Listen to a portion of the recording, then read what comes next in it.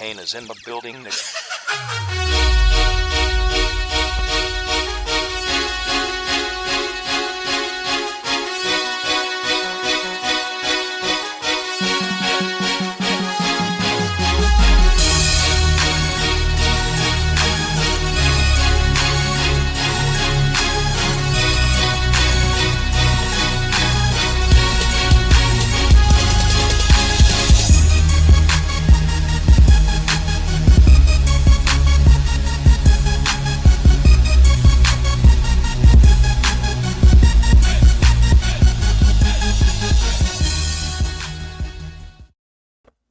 Hello, and thank you for tuning in to another edition of the Buffalo Blueprint Podcast here only on the Do Champions Media Network. I am Pat Bruknis. You can find me on Twitter at Pat_Bruknis. I'm here with my co-host Jake Steinhart. You can find him on Twitter at JakeFBData. Jake, how you doing tonight, man? And great, man. I'm doing great. In a new setup for tonight on the road in Buffalo for the game on Monday night, so I'm excited. Got to get a little feel for this new studio, but I am pumped and excited to be here. Yeah, it looks pretty familiar, the background. You might notice it if you watch some of our other shows on the network. Yeah. Oh, yeah, there you are. Yeah, definitely looks familiar. Yeah, so I don't know if you want me to do my ad read first, or do you want to do yours first? Yeah, let's get it started. We got to pay the bills, so let's do a couple ads, and then we'll bring on our guest and get fired up. Yeah, listen up, sports bettors. Your favorite sportsbook, BetUS.com, is back for our 30th year of sports action. With the industry's biggest sign-up bonus up to 125%, BetUS offers the opportunity to cash in on all your favorite sports, including live action and the chance to build your own prop. That's right, if you're looking for live in-game betting, incredible props, daily odd boosters, a top-tiered racebook, and an unbeatable casino experience, look no further, we've got it all. What about fast payouts and exceptional one-on-one customer service? We've got that too. Sign up now to BetUS.com by using the link below and use promo code DO to get the greatest sign-up bonuses. Our account managers are available 24/7 to help you get started on the best action at 1-800-792-3887. BetUS, America's Sportsbook. Don't forget code DO. Yes, code DO is in the link of every single one of our live streams. All right. Remember, we took pride in the things we built, the things we grew, when we put aside small differences to support one another. We can do it again, and it's not as hard as you think. This Christmas, say no to fake trees. They're made of lead and plastic in sweatshops overseas. Choose a traditional, sustainable, real tree grown by American family farmers in every state. We're not as divided as they say. Let's support each other again. The only way to ensure real Christmas is with a real Christmas tree grown here in America. So this Christmas, don't be fake, go real. That way you will definitely have a really great Christmas holiday. Sponsored by the growers of real Christmas trees at Happy Holiday and Mackenzie Tree Farms. All right, now the bills are paid. You want to intro our guest for tonight? Yes, and now at this time, I do want to introduce our guest, Kyle Nash, a.k.a. the student of the game. Kyle, how you doing, man? And honor. Tell everybody a little bit about yourself. Honor, joy, and privilege to jump in. First of all, gentlemen, I know one of you had a first-time read there. Someone mentioned incredible props. I will give you incredible props for handling that business there and doing what you do. Thank you. So with all that being said, guys, an honor, joy, and privilege to jump in. Of course, I am Kyle Nash, student of the game. You can find me, most importantly, here for this conversation on the Duval Dive with my co-host, Travis D. Holmes. We'll be doing a live show. So after the Monday night game. So once you're done listening to these guys, make sure you check us out or go to the podcast scene. You'll find us there as well by way of the Fans First Sports Network, where you could also find my Jacksonville Jaguar writings. After the game, I'll also be doing my weekly The Good, the Bad, and the Spotty that I do to talk about events of the game that I find good, bad, or as things I don't know what to think about. See, because I do dad jokes, and that's what Spotty is. But yeah, listen, real excited to talk more about this. I know you guys have a history with Gabe Davis. So do I, thanks to my work with the Black and Gold Banneret covering UCF football and basketball. And there'll just be places all over the place. And as I plug those throughout the show, be prepared to hear some bings. That's all I'm saying. I love it. Sounds good, man. Thanks for coming on. Really appreciate it. I want to start with a little college football. being born and raised in Florida, I got a soft spot for UCF as like the little brother team that we all want to see step up to the big time. There are national champions that aren't recognized by anyone but themselves. But they got a big game coming up next week. Colorado. You want to give a little 2 minutes on that one? First of all, Jake, I'd inform you to go to the actual record book with the NCAA. They too will recognize that too. So it's not as I if had to tee you up for that one. You really did. It was, but I appreciate it. This is what good hosts do. But listen, you talk about Colorado, buddy. The black and gold banneret has been writing about this upcoming game and the one following for some time, because this and then the Gator game are the two that are already set to be nationally televised. Although, let's be honest, if things go the bye week, a lot of people think in the state of Florida here, that may change with Billy Napier, who's allegedly to be fired in the bye, if you believe any of the rumors. But UCF hosting Colorado, listen, these two teams have had respect for each other from a distance for a long time, right? Gus Malzahn may be an older guy in the college football ranks, but the whole situation where he's starting to market UCF with the QR codes on the back of the jersey during the spring game, he did that before it was cool throughout the nation with the UCF Knights. And then when Coach Prime came in Colorado and then did it the next year, listen, if you're getting copied by Deion Sanders, you're doing something right in the big picture there. And as adorable as it is to call UCF the little brother, any Florida fans out there already in agony remember the Gus Perillo that happened in his first bowl appearance as a UCF Knight coach, where they lost one-on-one after dodging the UCF Knights in scheduling for many years. And now it's been coming to roost here. And of course, hey, even if UCF wins at this point against Florida, is that really a disappointment? But hey, I'll say this.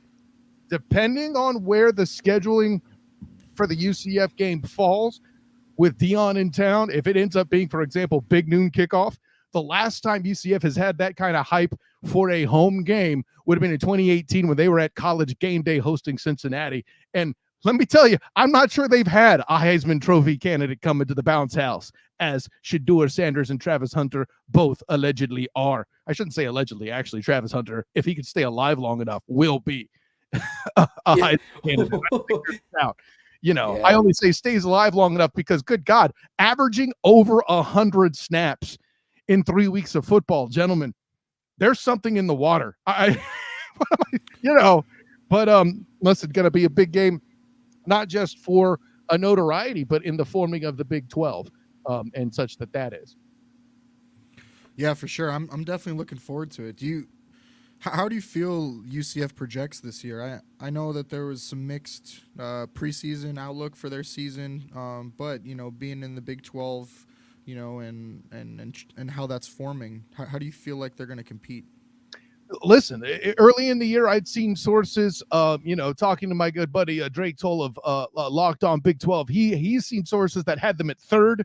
I've seen stuff as low as 8 to 10.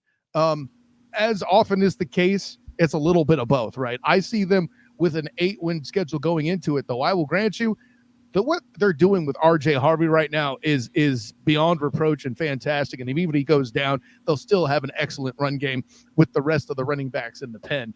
But yeah, for me, I have an 8-win season, and one of them is this Colorado game. So that's they're not competing for the Big 12, but they're certainly going to be in that kind of that dark horse space. At the end of the day, it's hard to bet against Kansas State and Utah, even with Cam Rising's injuries out there, to not be the odds-on favorite to be the top of the Big 12, especially with Jane Daniels kind of falling out of favor there with Kansas. I don't know what's going on with that squad, but yeah, that's kind of where I sit. Awesome. I do want to say something about college football, Jake. Yeah, are you gonna say how your team lost today? Yeah. See, here's the thing. I'm a Georgia Bulldogs fan, but my hometown team is the Northern Illinois Huskies. And to beat Notre Dame 2 weeks ago, then to lose to Buffalo today was kind of upsetting. Not gonna lie. That was the first win by the Bulls over a ranked team in 12 years, just so you know. Wow. Yeah. Yep. I'll say this for Coach Hammock too. Pat, that's a tough one, man. I will say it for you. I love that guy. I got to cover him here at the Cure Bowl. I believe he lost to the Chanticleers. and Jamie Chadwell his last year. Excellent football game, by the way.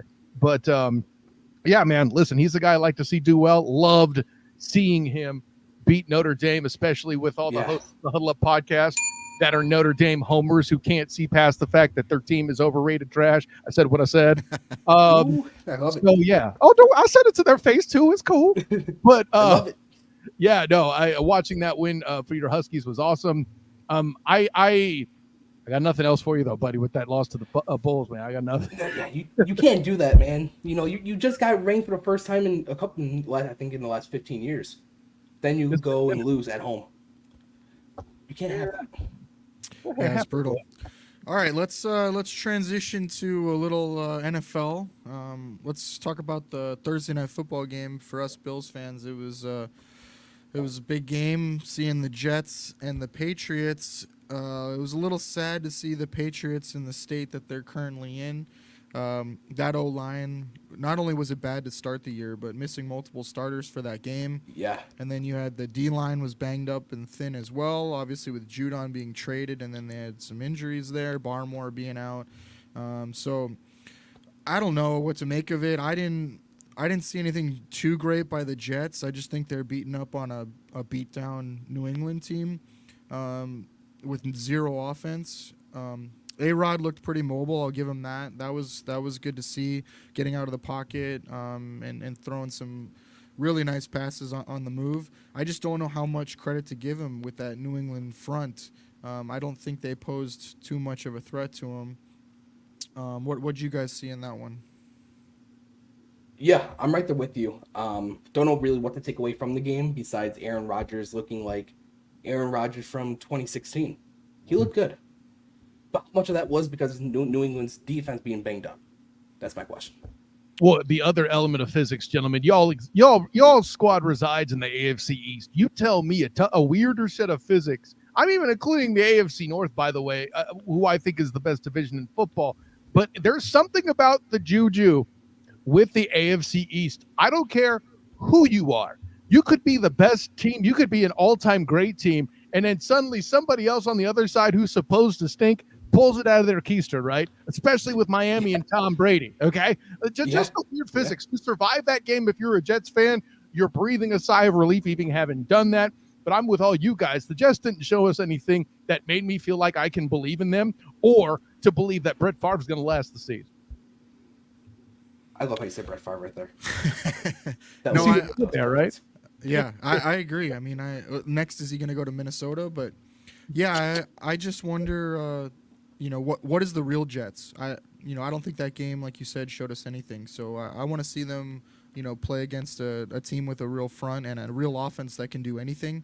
But again, like that's a game they should have won. They should have handled it, and they did. So it's hard to knock them too much. I just worry about the injuries on that team piling up. Jake, go ahead. You flashed the comment for the two good RBs, and that's a good point that Kevin puts in there. But I would also maintain that Breece Hall, not exactly known for injury clarity, so to speak, too. So if he lasts, obviously that helps the Jets. But right now, today, I'm betting against that, too. So no disrespect. I hope I'm wrong. Trust me. No, I agree. I mean, I think they go as that offensive line goes, and if they can stay healthy and make holes for the running backs and keep Aaron clean, I think they're going to be a really tough out and they're going to win games. But as it gets deeper in the season, D-line's already playing, I think, 3 UDFAs. Like, I worry, and then the offensive line too, man. You just do not want to see Aaron getting hit back there and get gun shy. All right, we'll move on to power rankings. I'll run through the list. You guys tell me what I have messed up. We'll start with the NFC. I got Carolina. I don't think there's any argument there.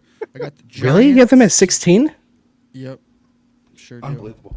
Giants at 15. That matchup is going to be must-watch TV. Yeah. Too bad it's going to be at, 8:30 in the morning. Because it's going to be in Germany. I got Washington at 14. I have the Rams at 13. Now, again, this is because of where they are right now in the season. With that roster just decimated by injuries, I have them down there. I really like them Go ahead. Yeah, I I like think that. you handicapping with injuries. I was going to ask if For you did. sure. If you did disclose, I was going to ask if you were doing that. If you are, dude, 100% agree. Yes, this is where the state of the roster is right now. So, yeah, I was really high on them to start the season, but man, way too many injuries on the O line. Puka, Cup being out, the D lines or the defense is getting injuries too. So, I got them at 13. We'll see how they do this week. They got a tough matchup. I have 12. I have Chicago. Until like this whole next stack for me in the NFC is crazy. Basically, the next 7 teams are essentially could go in any order you want. Chicago for me though, until Caleb Williams can show that he can throw the ball anywhere that he wants, I can't believe in them because right now he either doesn't throw the ball where he should or it just doesn't go where he's intending it to go. So until they can get some kind of passing game going, and then also the run game just hasn't been what I thought. I wanted to see more out of Swift and just And that offensive line has been mediocre, to Thank say you. the least, as well. right, but he also is like a young Josh Allen where he creates a lot of that chaos. He Right, holds the ball right. way too long. He runs into some of that pressure, and so I don't know how much of that is on the O line versus how much Caleb's True that. creating that. Jake, I think where you're at is it's not an either or. I think it's an and. Right, Yeah. for sure, exactly. Yeah, and he either needs to help that O line out, right, with getting the ball out quicker, or they need to figure something out. Some more bootleg, move the pocket, something like that, because it's just not working right now for his style. Next at 11, I got Philly. I think their roster is way better than 11, but I got to see more out of them. I want to see that defense come together. It could take a little while, new system. And then I just don't trust that passing game right now. A.J. Brown's out. You know, I want to see him come back healthy. And then Hurts, when he's had to stand in the pocket and throw the ball this season, he hasn't looked accurate and hasn't looked good. So I got them at 11. 10, I have Atlanta. They obviously just beat Philly, so I can't really put them below. I really like that roster. That O-line is really good. I think if Kurt starts getting comfortable back there, they're going to be tough to beat. Their schedule's not great either, so I could really see them start running off some wins. So I have Atlanta at 10. I have Green Bay at 9. Again, you could order those in any way. It's hard to tell. Like, is Jordan Love going to play this week? There's reports that he might. If he plays, obviously, I like Green Bay a lot more. But who knows if Willis is in there again. But LaFleur gives him such a high ceiling on offense. He had such a good game plan last week. So I have them at 9. I got Dallas at 8. It's a big week for Dallas. Like, they lose here to Baltimore, and you really start worrying about them. I know it's a tough early slate for them. That Cleveland game, week 1, right? Week 1's a liar. Anything can happen. But they played well. And then they go, and play New Orleans and just get absolutely destroyed. I do give them a little grace on that, though, because that New Orleans offense, no one has much of a book on that, and that's going to be a tough offense until we get some more tape on it with how much motion they run, how much play action. So I do think that's tough, and then Dallas, has obviously been weaker against the run, and that's what New Orleans wants to do, right? They want to pound the rock and then play action off of it. So I give them a little pass for that, but they got to beat Baltimore, or they're going to drop even more. I have Arizona at 7. I really like Arizona. Their offense, I think, is going to be top 10. I think people kind of slept on them, and then I think Gannon's going to get enough out of that defense to keep them into some games. Again, they got a good game this week. We'll see how they do, but I have them at 7 right now. I got 6. I have Seattle. Another big game for them. They got Miami at home. They got to take care of business and beat Miami. With Skyler at quarterback, but I got them at 6 right now. I don't know, like, that's tough going West Coast to East Coast and beating New England, but how good is New England? So I don't know how much to give them credit in that win, and then it took them overtime to get it. So time will tell to see how good Seattle is. 5, I have Minnesota. That was a big win for them. But, like, how much do I trust Darnold down the line? I don't know. That defense is, Flores, he's so matchup specific. He's quarterback specific, certain, it seems like he's one of the few guys going against the Kyle Shanahan scheme that he plays really well against. And then young quarterbacks, he plays really well against. So we'll see. I think they're going to stack up wins. I really like O'Connell as the head coach, and he gives that offense a nice floor. So I have them at 5. I got Detroit at 4. I don't know how much last week. Is that the real Detroit? I don't know. Goff has not looked good this year. He's kind of rushing his throws. He's been a rhythm and timing guy, very accurate, but this year he's not been accurate. And his drops have been really quick. So if they can get that figured out and he gets back to the old Goff, I think they're going to be fine. But if they can't be an efficient passing offense, then I kind of worry about them. But I have them at 4. I got Tampa at 3. I like Tampa. I think their roster is really, really solid. I just don't know if they have enough playmakers like superstars to beat the best teams when it matters. But I think they're going to be in a lot of games and they're going to win a lot of games. 2, I have New Orleans. Same kind of thing as Tampa. I think their defense gives them a nice floor. They have a lot more playmakers that I really like. And then offense, I think if they can, rely on the O-line, pound the rock, play action off of it, that's where Carr is, man. Just don't make Carr drop back 35 times plus, and I think you'll be fine. But again, it's such a small sample size. But you got to give them credit. They're the number 1 offense in the NFL right now. So we'll see. But I had to give them some credit for that. And then I have San Francisco at 1.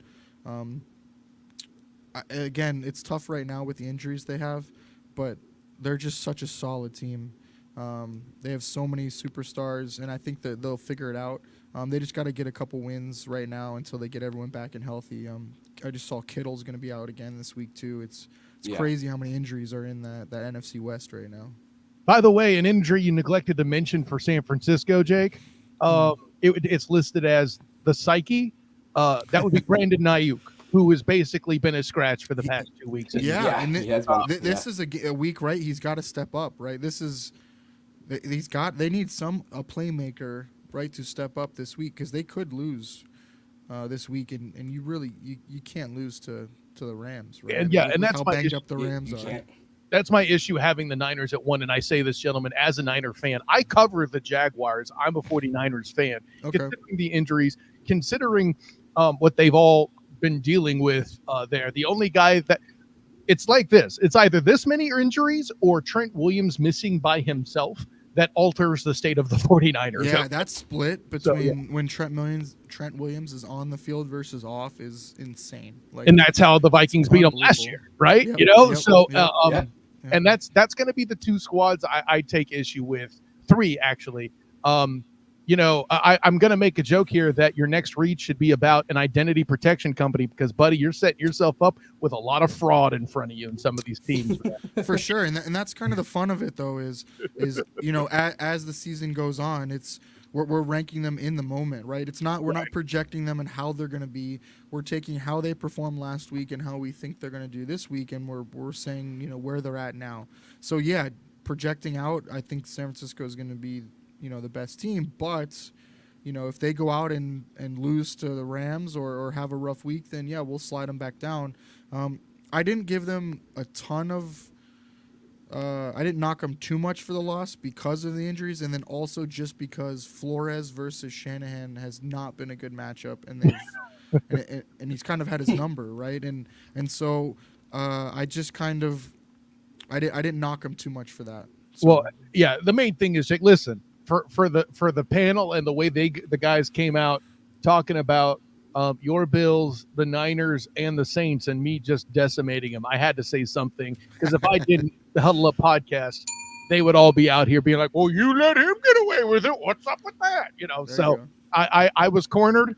So, yeah, I know we've all seen the clip of the one guy saying "I'm sorry" and then drop kicking the dude in the face in the WWE. So that's all that happened here. No, it's perfectly fair. I mean, that's the point of this. I want to see how they do this week before I drop them too far. I also just really struggle overreacting to 2 weeks and putting New Orleans and Tampa and even higher. So yeah. All right, so AFC, I got Denver at 16. Offense is a mess. Yeah. If they can figure that out and put up some points, sure. But right now, they're just a mess. Best press conference answer in the NFL, though, by Bo Nix. Yes. Just saying, yeah. That was great. Yeah, it was. So, It was awesome. tell us about that interception. I threw it to the other team. Drop back and I threw it to the other team. Yeah, That was great. 15, I got New England. 14, I got Tennessee. Tennessee is a weird one to me, right? It's kind of like if their quarterback cannot lose them games, they will be a decent team. I like their roster. I like their defense. But, man, you just can't give away points like that. And then there's special teams, too. Back-to-back games with blocked kicks. You can't win in the NFL doing that, turning the ball over like he is in bad situations, and then special teams. So until they turn that around, I got them at 14. There's the added bonus of everybody outside of the state of Tennessee knowing that would happen, but still having to listen to the Titans chirp. So from where I sit, yeah, let them stew. Put them at 14. Yeah, they got to prove it, man. They got to prove it. I got Indy at 13. This is kind of the same thing. Like, I worry about the run defense. If you can't stop the run in the NFL, especially this year, the way it's trending, I think you're really going to struggle.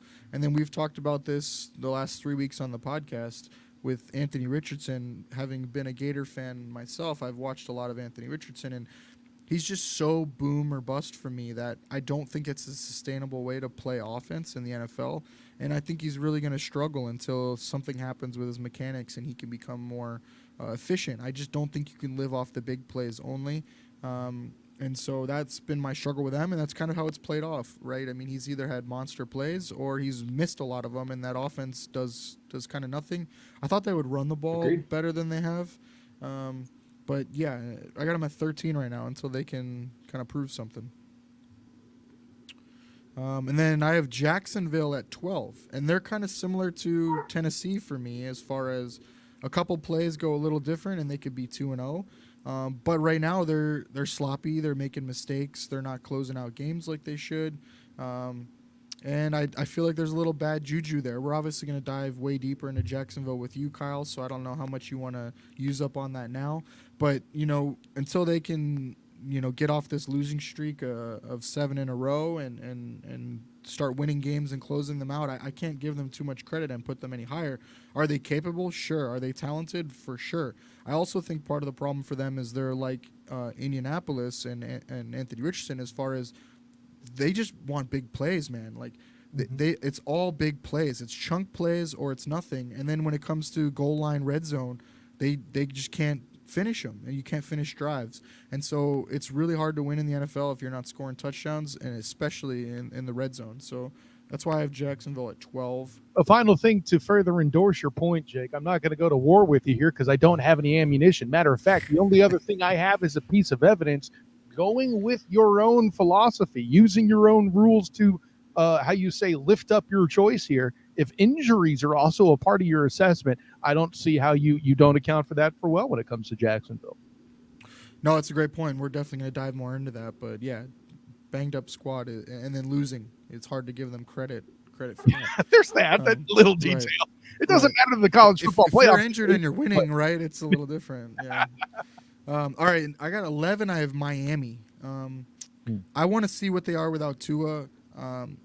I do think they got, I don't know if exposed is the right term, but it's the same trend with them as far as when they play good teams, playoff caliber teams, they struggle. When they play good defenses, they've struggled. I should say defenses that play physical, they struggle. And so I want to see if that changes. Seattle's a really good test for them, and with Skyler as quarterback, they go in there and they win that game. I think they're right back on track, and you bump them up. But this is a big turning point for their season, I feel like, and so I have them at 11. I have Cincy at 10. I gave them credit for how they looked against Kansas City, and I love Lou Anarumo, and so I give them a high floor because I think their defense kind of carries them in big games and really is toxic and creates offense and turns the ball over. You saw that against Kansas City. So I give them credit for that, but it was nice to see Burrow, healthy and looking pretty decent.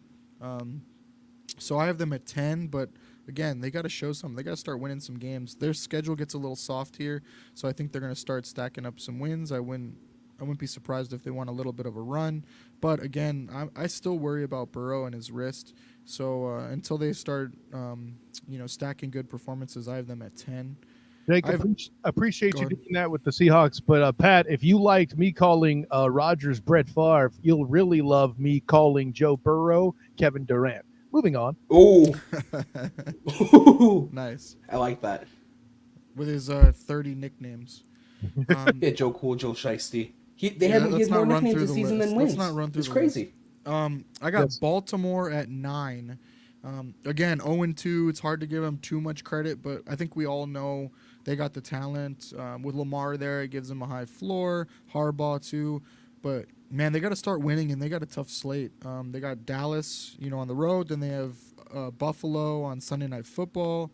So they got to start winning some games. You cannot go 0-3, 0-4 in the AFC. You're going to be in a world of hurt. No.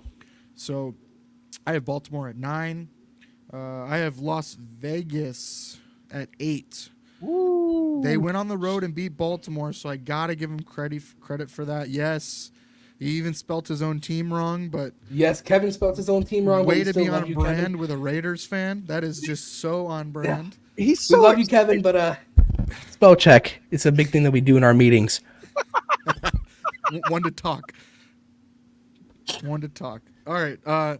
So I have the Raiders at 8. I got to give them credit for that win. That's a big-time road win.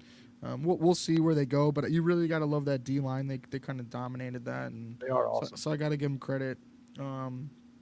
7, I have Cleveland. I don't know what the hell to do with Cleveland. Kevin, you got to see them, Kyle, you got to see them firsthand. We have not got to see them yet. I like their roster on paper. Yeah. Deshaun Watson, I don't like at all. I think his shoulder's kind of shot, but he looked pretty good last week from what I saw when I watched the condensed version of the game. But you want to give us a little sneak on that? Yeah, I mean, that's definitely a tale of two halves on that one. First of all, the one thing I saw, to give a little history for my stance on Deshaun Watson, I saw him in Jacksonville his first preseason. He played in a Browns uniform, and the dude did not look right absorbing being the villain. Like, he's even getting booed in Jacks, gentlemen, for what he's doing. I mean, I don't want to do anything as he should, right? As he should, and rightly so. Yeah, right, and rightly so. So I mean, I don't want to massage any facts. I'm just telling what happened anecdotally. If those saw, they know what I did. But the punchline's this: Deshaun Watson came out and had literally his best first half of football as a Cleveland Brown, and he did it managing the football game because you knew up front, even though they don't even have Nick Chubb on the stupid roster yet, that they came out running, I'm going to punch you in the face and slap you in the mouth football. And the Jags have proven that they're still weak to that, partially because I have issues with Ryan Nielsen not putting Eric Armstead in the defensive tackle position in such a dogfight. But what do I know? I'm not making millions of dollars in this NFL business yet. Though, that all being said, listen, the thing that kept the Browns in the game last year is they are a mean, physical team up front. You have a segment called Trench Warfare.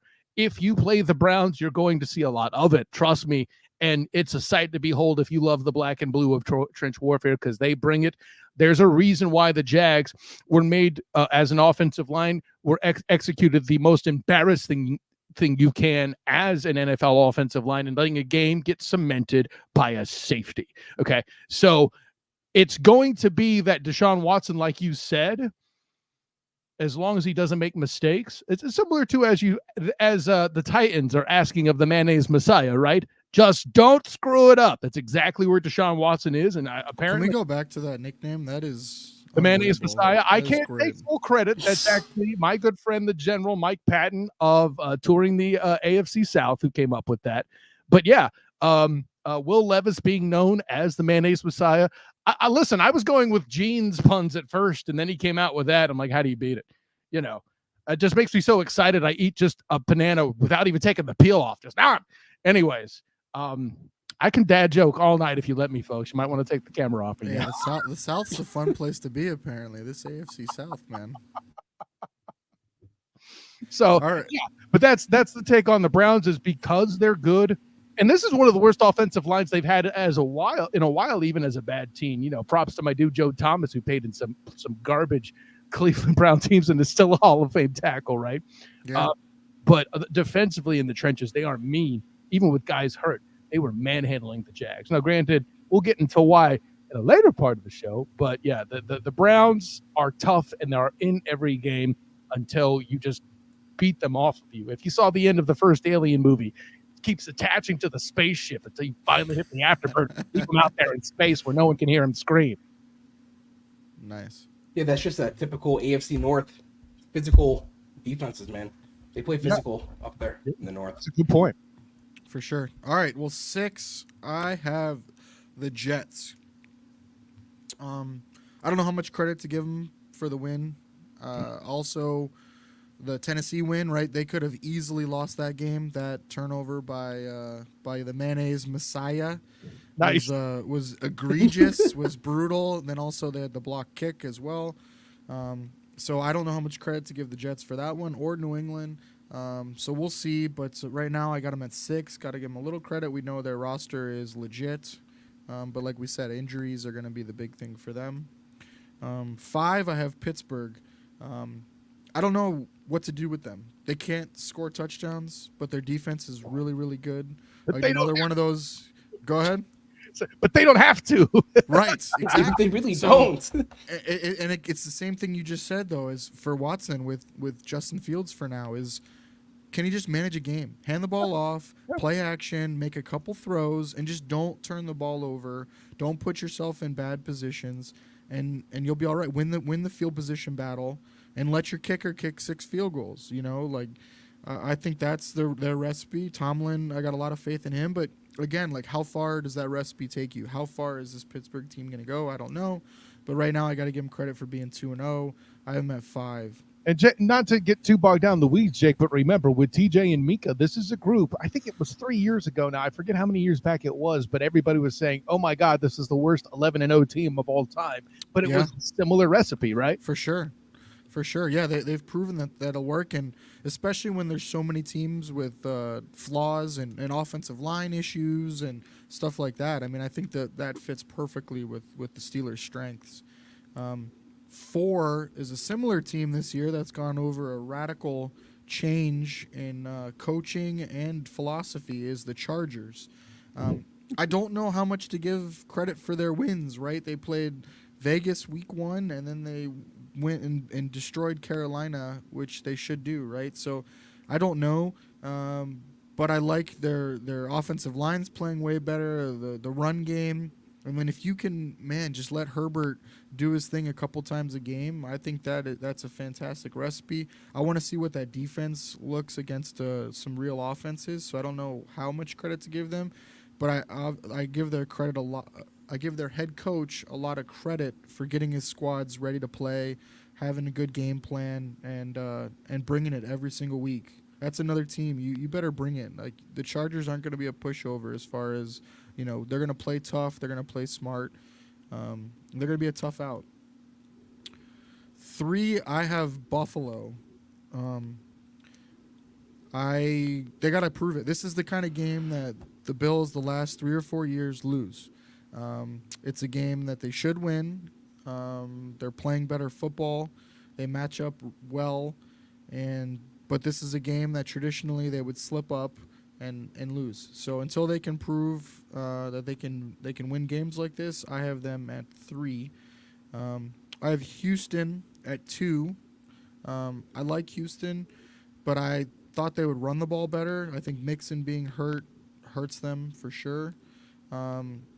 And I want to see what they do against a couple different styles. So I want to see what they do against Minnesota. I want to see what they do against Flores with some of those. He presents a really unique challenge that I'm not sure Stroud has seen yet. So I want to see how he handles the crazy blitz looks and the cover 0 and then bailing out to cover 3 and stuff like that. I want to see if it rattles him or if he handles it well.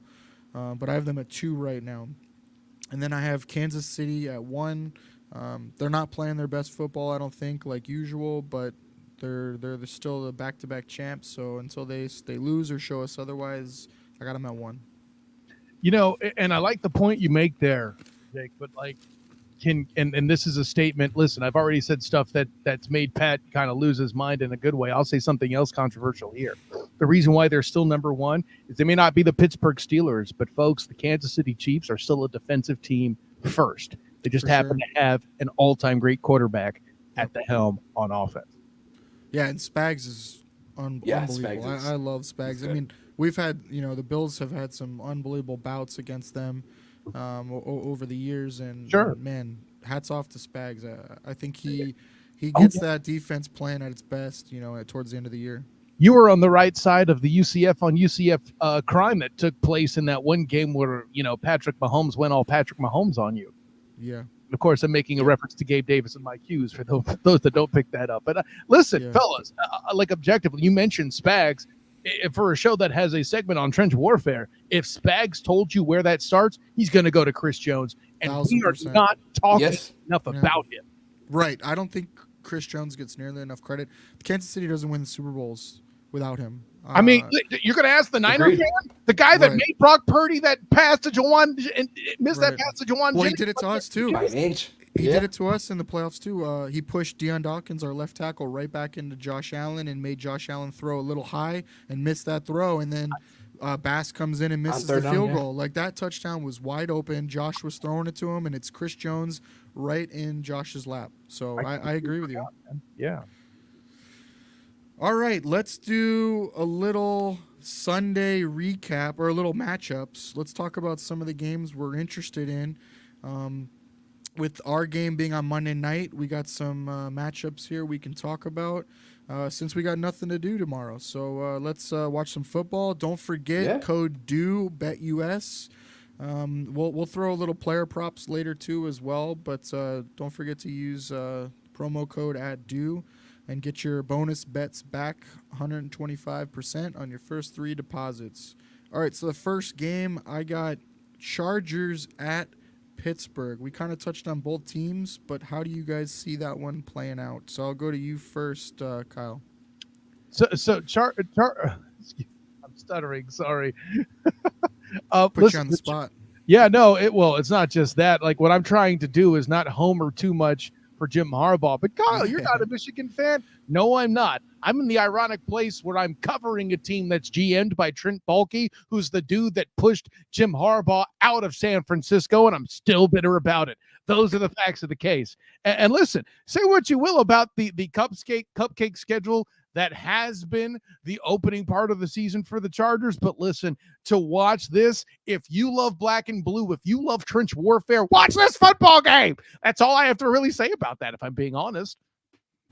It's a great point. It should be, if you love old school football, man, it is a game to watch for sure. I will definitely be watching it. Pat, what do you got in that game? Yeah, I want to see if the Pittsburgh Steelers can keep winning football games the way the Pittsburgh Steelers win football games, with great defense and a mediocre passing game on offense, and a good rushing attack on both sides, with the Chargers with Dobbins and Pittsburgh with Fields, Harris, and Warren. Yeah, I want to see if Dobbins can run the ball against that Steeler front. I think that will show a lot. Obviously, Greg Roman's got a lot of experience going against the Steelers defense in that front. A lot of familiar names for him, so we'll see what kind of schemes he's got. But, man, if you can run the ball against the Steelers, I think you're going to have some success. Yeah, and that's kind of what I wanted to see from the Chargers. Can they score against a elite defense in Pittsburgh? All right, so next up, we got Miami at Seattle. For me, it's can Miami go on the road, beat a good team in Seattle? I don't think Seattle's world beaters, but I think they're a good team.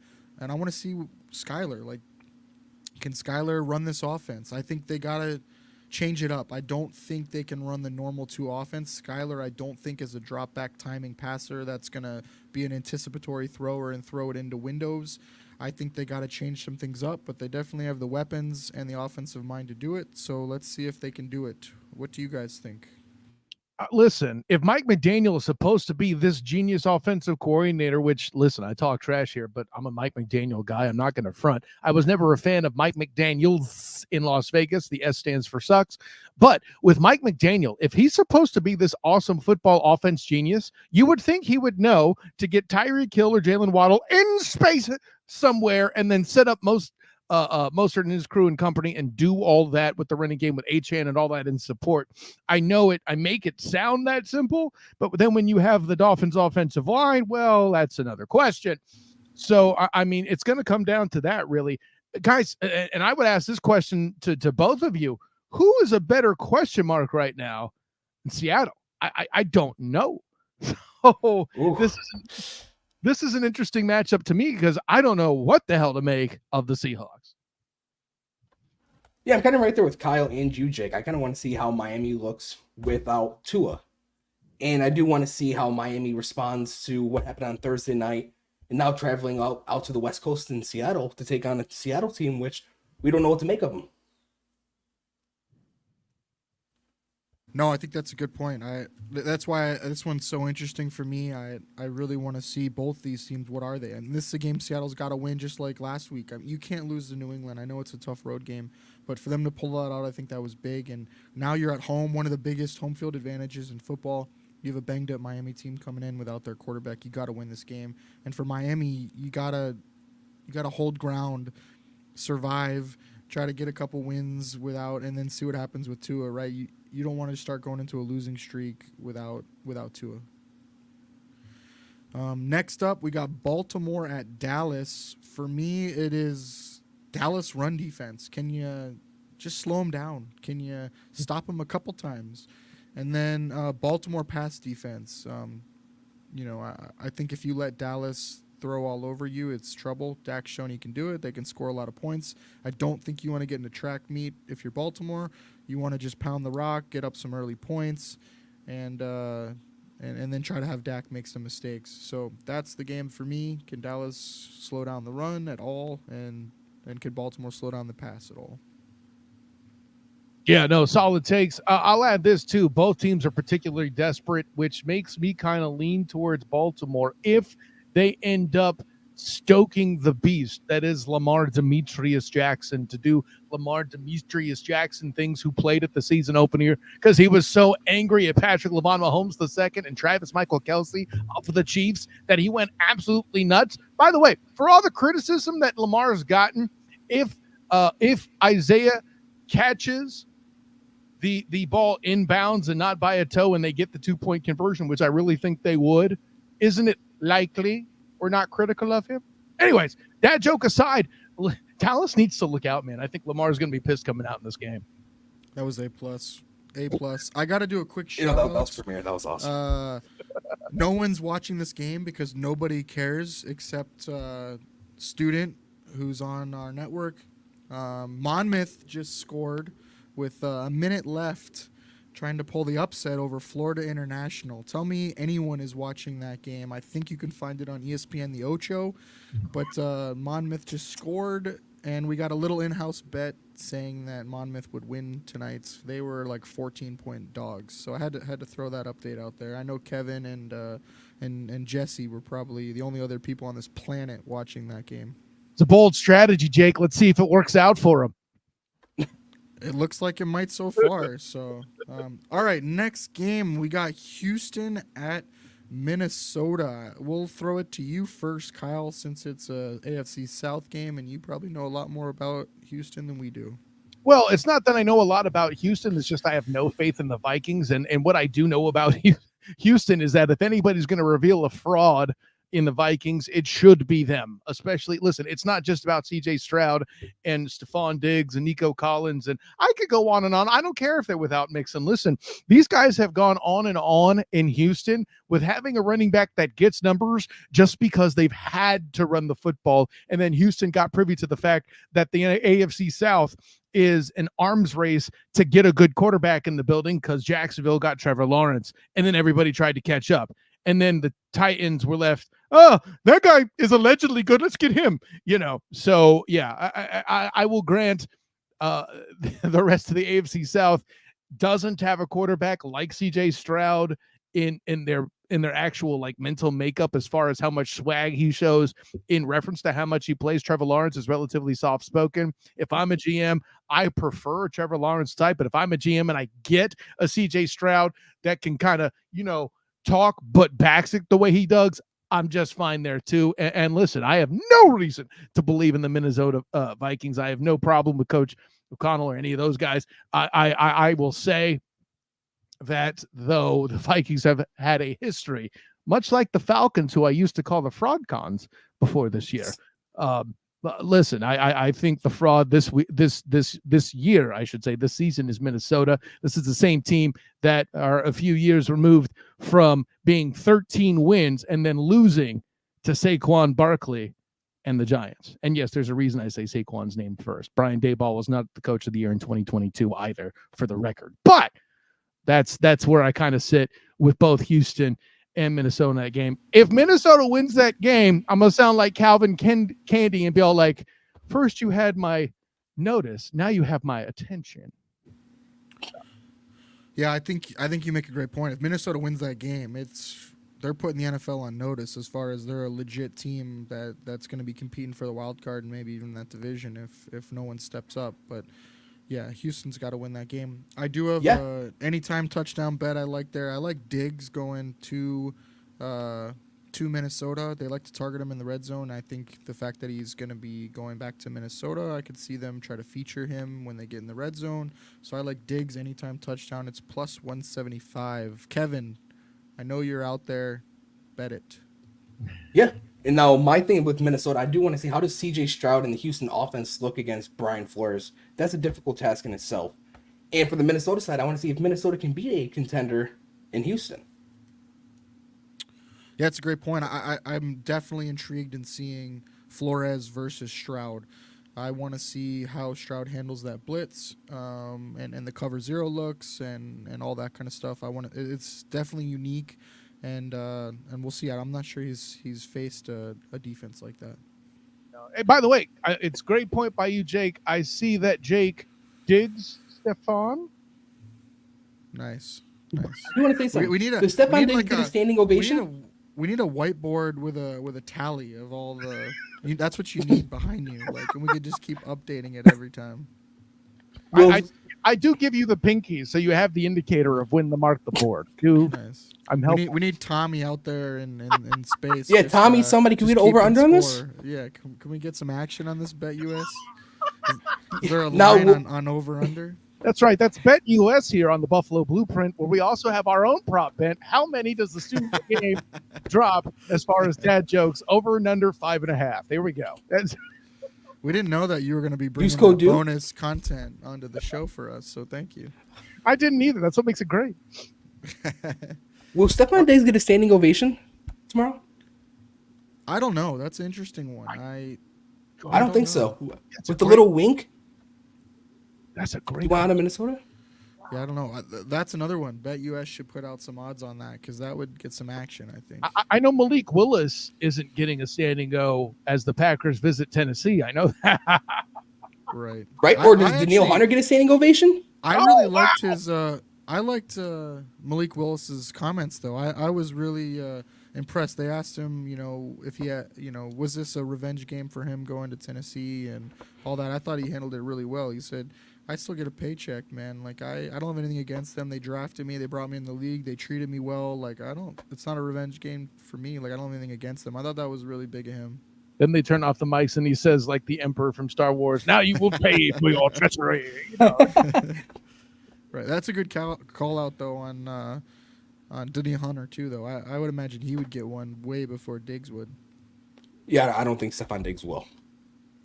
Just for the way how he left. Hey, Stephon, do you want out of Minnesota? No. Nice. I remember when Minnesota traded Diggs to Buffalo. My dad's a Vikings fan. He's like, "Don't worry, he'll want out." No, he won't. He just wasn't happy in Minnesota. Yeah, well, he was right. He was right for sure. All right, let's get into the main event now. We've messed around for almost an hour and haven't even talked about the Bills-Jaguars game, so that is really impressive, but right on brand for our show. My bad. Yeah, no, you're good. We this is pretty standard for us, so we're known to go over 2 hours. So, all right. Well, people have plenty of time to listen Sunday and Monday too, so we might as well give them the content. So first up, let's talk injuries. Now that we're well into the season, injuries obviously matter. we'll go with the Bills first. Feel free, Kyle, to ask any questions about them, but it's pretty straightforward for the Bills. Teron Johnson, their all pro caliber slot corner, is going to be missing another game. Probably closer to Houston game in 2 weeks than Baltimore, but they've left the possibility open. But he's still been a DMP for practice. And then Terrell Bernard is obviously ruled out as well with a pec injury. The thought is right now they're not going to place him on IR. I have more of a feeling that they're not placing Teron or Terrell on IR because they want to save those spots. I got to give credit to the thigh doctor for that. On Twitter, he brought up that point that if you feel like they're pretty close to coming back, then you don't want to burn the IR designations because you have limited number during the season. So I have a feeling that Bernard's injury is for sure 4 weeks, but they might not want to burn those IR designations this early, especially when the rest of the roster is healthy and you're not too worried about using up those roster spots, those 5 do not dress players for that. So I think that has more to do with it than how mild his injury is. I still think Bernard's going to be 4 weeks minimum, but they just don't want to burn the IR. So don't get too excited when he doesn't get placed on IR by tomorrow. It is nice though that they're not in a place where he's guaranteed 6 weeks out. So there's that too. So Right. Whatever it is, he's less than that. That's the positive I would give the casual fan, the fantasy football owner that has player X on his team. Not that you guys have that position on your squad, but you see what I'm saying. Yeah, no. No, for sure. Yeah, I mean, it's a great point. I think he's definitely closer to. It's probably the 4 to 6 range. Yeah. But yeah, it's a good spot for the roster. Everyone else was a full participant. It looks like Smoot is going to make his debut. You know him better than we do. So if you want to touch on him at all, but he's significant because he took over calling third down play calls for the D-line on their stunts and Right. their games they want to run. And so he missed the first 2 weeks for us. And so they kind of had to have essentially the backup do that. So to me, that means that he was going to have a pretty significant role on this D-line. I know they really like his edge setting ability and then his ability to reduce down inside. So I think that's really big to have him back. We've kind of missed that. We've had to have Casey Toohill in there, who's more of a special teamer. And so it'll be good to have Smoot back. And then also we're trying to limit the snaps for Von Miller. So it is nice having a guy who can bring some pass rush juice as well. We like to reduce our ends inside on passing downs. So usually that'll be Greg Rousseau or AJ Epinesa. But it's nice to have another guy that they can put inside there next to Ed Oliver and then have usually Rousseau and Vaughn rushing on the outside. But do you want to give any thoughts on Smoot since you know him a lot better than we do? Well, yeah, I mean, when it comes to Smoot, now granted, he wasn't really heavily involved when I was covering the Jags as it was, but listen, Smoot has always been a name you've heard and know. And I'll put it this way: you guys have Daquan Jones and Ed Oliver up front in the middle of the defensive tackle spot. You already have Jason and Freddie here scaring the bejesus out of quarterbacks, and then you got the guy from Saw that just came onto the scene to help him do it. What else do you need? Okay, and you could say whatever retro horror film icon you want that is Von Miller, but make sure it's retro because it has to be well aged to be a true Von Miller metaphor. So yeah, I mean that's just what I add to it. It's just a whole other element of scary that they have to front in front of them. Listen, when it comes to the defensive line for the Bills in general, I've just loved the way they've been able to kind of smash and add some black to the blue of their uniforms to just how bruising they could be up front. You guys have actually had a lot of good DBs behind you too, but up front, the danger that's been present for the Bills over the past, I'll say 3 to 5 years, has been completely overlooked, and adding Smoot to that unit is only amazing. Yeah, this is definitely the best D line that I think we've had in probably the Josh Allen era. As far as sure. like top to bottom, and versatile pieces as well. Yeah. With Austin Johnson now backing up Daquan Jones, he brings a nice floor on the inside. And then bringing as Smoot as your 3 or 4th DN. That's pretty damn nice. So I think this is a really deep group, and they've showed out so far, as well so far this season. As other injuries, Solomon might make his debut as well. He had like a core, like oblique injury. Oblique, it was oblique. But again, he might not dress. We're not sure. It kind of depends what they do with Tuhill as well. Last week, Tuhill and Kingsley Jonathan dressed. But does Smoot just come in and then Kingsley Jonathan won't dress, and then Solomon just won't get a jersey either? So we'll see what they do there. We're pretty excited about Solomon. He's a rookie out of Troy.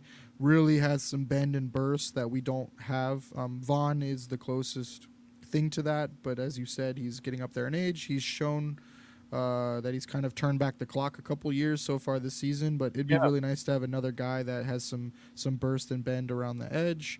So we'll see if he makes his debut. Otherwise, it's a clean. Everyone else is pretty clean. Everyone should be good to go.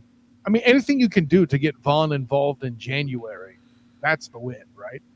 1,000%. Yep. Yeah, it's great to see him doing it now, but I think all of us want to see him, healthy and playing his best in January. So for sure, Exactly. They've been smart with his snaps so far. I think he's been, as limited as possible. Yeah. With snaps, I think 30% of the snaps or something like that. So, so I think that's their goal, is to keep him fresh. What about Jacksonville? I know so far Ingram's ruled out, but what insight do you have there? No, Ingram, and you mentioned also Darnell Savage. I mean, those are the two biggest ones that stand out. And, of course, the thing you won't see on an injury report, because he was listed on the IR after week 1, and that's Tyson Campbell. Listen, the Jags went handing out big money to a lot of people. Of course, we know about Trevor's contract, because that's all that anybody was talking about in the offseason, and how much allegedly the prince that was promised didn't deserve it. And right now they have ammunition, but that's a separate conversation. Of course, they pay Josh Hines Allen. See, it's not Josh Allen or Josh Allen crime anymore. I've been using a lot of parentheses in the articles I've written previewing this game about Josh Allen on Josh Allen crime, because now it's Josh Allen, Hines Allen, and Josh Allen. And that's what you would see on the Fans for Sports Network if you read the keys to the game I wrote on it. But then there's those guys. Of course, Foye Oluokun, the middle linebacker, who constantly is among the NFL leaders in tackles. And then Tyson Campbell, their top corner, who they signed a big deal to in training camp. And listen, I talked to him about that the day in camp after he got it. It actually offered him a renewed focus in a way that this Ryan Nielsen defensive scheme, again, the first-year defensive coordinator here in Jacksonville, right, formerly of Atlanta, the aggressive defense that they're allegedly running is more in his style of play. If you were to listen to Tyson Campbell, well, now he's not a factor. Over and above some defensive backs like Andrew Wingard, guys that didn't make it into the season, even at the DB spot in camp, are still not factors. And then you add Evan Ingram, as well as Darnell Savage, the former Packer, the veteran who they brought in as well. So with all those names missing at DB, that's the issue. And oh, by the way, you're playing Josh Allen. And while I've been critical, keep in mind, gentlemen, I have used the word overrated for Josh Allen. That doesn't mean bad. I just don't know that he deserves all of the hype that he should, especially when you dial back to run the ball more and find more success doing it. I think Josh Allen is an excellent.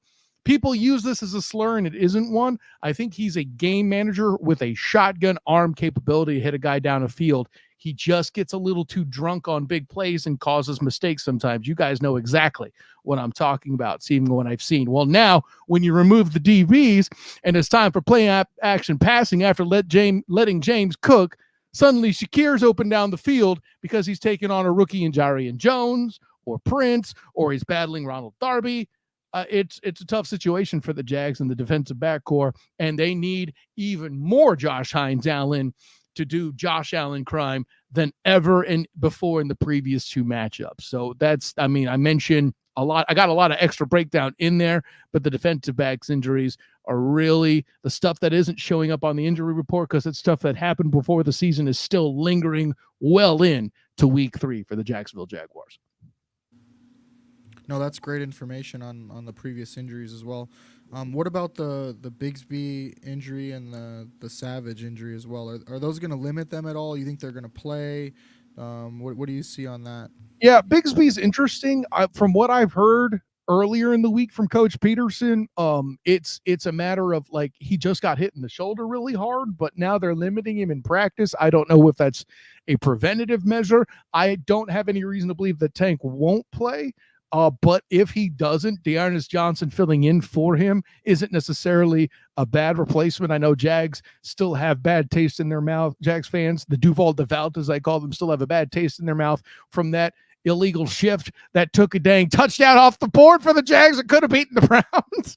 But beyond that, as far as his skill set and his playing ability, I think that he's a fair switch for Tank Bigsby in that lineup. But of course, first and foremost, running the football is Travis Etienne anyway, and you have to watch out for his versatility more than anything else. Awesome. Well, let's jump right into as far as the Jaguars' first 2 games. I know we've kind of touched on a little bit, but maybe a little overarching going back into last year as well. So the Jaguars have lost 7 games in a row going back to last year, 0-2 start this year. Yeah. What do you kind of chalk that up to? How hot is Peterson's seat if it is? Like, I know they changed defensive coordinators. Like, what about the offensive side of the ball? Like, what do you see as the big things missing maybe to get them back on track? Well, and listen, we'll start with this. You made the statement earlier, Jake, that the Jags are just a play or 2 away in both games. Travis Etienne doesn't fumble that ball out the back of end zone, or the offense does anything at all in the fourth quarter after that to put points on the board, we're not having this conversation. The illegal shift, if that happens, we're not having this conversation. Because what a lot of the national media and the Emmanuel Achos, who have no idea what they're doing because they don't watch games, won't tell you is the 8-game streak or whatever, the 8-3 that the Jags were at this time last, or not this time last year, but during last year, was a lot of games like this. It was hidden. It was them using smoke and mirrors to tell you, hey, guess what? Our interior offensive line isn't as bad as it looks. And as much as the Jags raided the Bills' cupboard to try to get better blocking, not only in center Mitch Morse, but listen, don't act like Gabe can't block on the outside with talent as well. Let's be clear about that. And then here we go with Press Taylor / Doug Peterson. I say that because regardless of who's calling plays, it's a similar offense. Anyway, that's what Jags fans just don't seem to understand. When you would call for Gabe Davis to block Myles Garrett, you're wrong. I don't care. Okay. It's being in the red zone and needing 2 timeouts to prevent false starts. Those are coaching errors, and that's why the Duval Devout is all enraged. Personally, I don't think Doug Peterson's the problem. I think this is more a Trent Baalke problem, and I think Doug Peterson took for granted what he had in Philadelphia that he doesn't have in Jacksonville, and that's Hall of Fame offensive linemen. Jason Kelce, Jason Peters, and Lane Johnson were all members of that Super Bowl team that Doug Peterson took the distance and won with Nick Foles as a backup before Carson Wentz started seeing ghosts. No disrespect to Carson. That's just what happened to you, buddy. But I think at this point, with this going on, it's hard for me to think maybe there's a hot seat, but it's hard for me to believe at this point in a coach that's gotten back-to-back winning seasons, something the Jags have not seen in an extended period of time before the Peterson administration. It's hard for me to think that owner Shad Khan, as disconnected as he's been accused of being by the Jacksonville media, actually pulls the trigger on moving Peterson out at this point. This upcoming draft, I think, is what will say a lot about the Jacksonville Jaguars and what they're doing. And they're still paying for mistakes made in the 2022 draft. I don't know how far down that rabbit hole you want me to go, but please realize there's a reason why they were so desperate to take Mitch Morse, which you got a player that you guys wanted to get rid of at center. He was that big an upgrade to that part of the interior offensive line compared to Luke Fortner. I don't think anyone really wanted to get rid of him. I think it was a surprise for most fans that he was released or cut. But It was definitely more about getting younger and cheaper. That had more to do with it than anything. The I also business. think Yeah. it's a Yeah, and I think he wouldn't take a pay cut. That's what it was. yeah. They probably ask him to restructure it. Part of it too, I think, is a philosophical thing. I think with Aaron Cromer as our offensive line coach now, I think they want to get uh, stouter in the middle, especially in pass pro. Love Mitch Morse, but his anchor's not the best in pass pro. He does get bullied back, and he was getting bullied back into Josh's face, and I think they want to set a better depth of pocket. And then also in the run game, love Mitch Morse. He gets out there. He's so athletic, but he doesn't bring the power. He doesn't move people. He doesn't displace them, and that's really what they want with the run game. We do a lot more with our tackles, pulling our tackles, and not so much pulling our interior guys in our center. And so I think that was a philosophical switch as well. They want to be able to set the anchor on the interior and bully people and push them back on the interior, and then let your tackles get out in space because our tackles are so athletic. So Morse is still playing at a very high level, and most fans really wanted to keep him. And then not to mention, what an unbelievable guy in the locker room. I mean, captain here. You could all the players spoke so highly of him. They called him dad, and so I definitely don't think you wanted to lose that leadership either. But at the same time, I think it was just a philosophical change that led to it, and then a money thing. But definitely not his performance. Right. Yeah. No. And let me be clear. I mean, one could say the same for Eric Armstead ending up in Jacksonville. Definitely a pay cut kind of situation. I'm not saying that Mitch Morse felt disrespected like Eric did by some of the offers that the Niners gave him, but I will say it's he and Gabe Davis, both huge locker room guys, and the kind of stuff that I would have thought would have prevented the Jaguars from ending up in the space that they're in right now. And yet, nonetheless, here we are. Yeah, that's a really good point because I do think that was part of it too. I think they wanted to inject some new blood in here and some new leadership. And you could say whatever you want about the players they lost. Right? I think they lost 6 of 8 captains, but part of that I think was getting new leadership in here, new voices, new something to change the way things were going because they couldn't get over the hump, as you want to say, right? They would have good regular seasons, get in the playoffs, and then they just, for whatever reason, couldn't get further. And so I think that was a big push this offseason, was to transition away from some of those voices. Not that they were bad, right, or wrong. It's just sometimes new blood, new voices is a big thing. Also, if you look, we only have 2 captains this year. It's our middle linebacker who's hurt, and then it's Josh Allen. I think that was part of it too, is maybe less voices, and just the key guys. And then they also do a leadership council as well too, with I think like 10 guys on it, as your other kind of captains or leaders. But yeah, I think that was more to do with it. I mean, Gabe's a fantastic guy. I don't think there was one fan who didn't like him as far as a person and what he did in the community, and then just as a leader. Now on the field, that's a whole nother discussion. We can get into that in our other segment. But yeah, I mean, him and Morse are about as good a guys as you can find, and I think every team would want those kind of personalities in the locker room. And not for nothing, Gabe was a character guy at UCF. I covered him as well, involving my stuff back in Gold Banneret, of course. Pat, you got any questions overarching for the Jags? Yeah. Now, with Tyson Campbell being out, who's going to step up for Tyson Campbell? I know you said his name earlier. Isn't that the question though?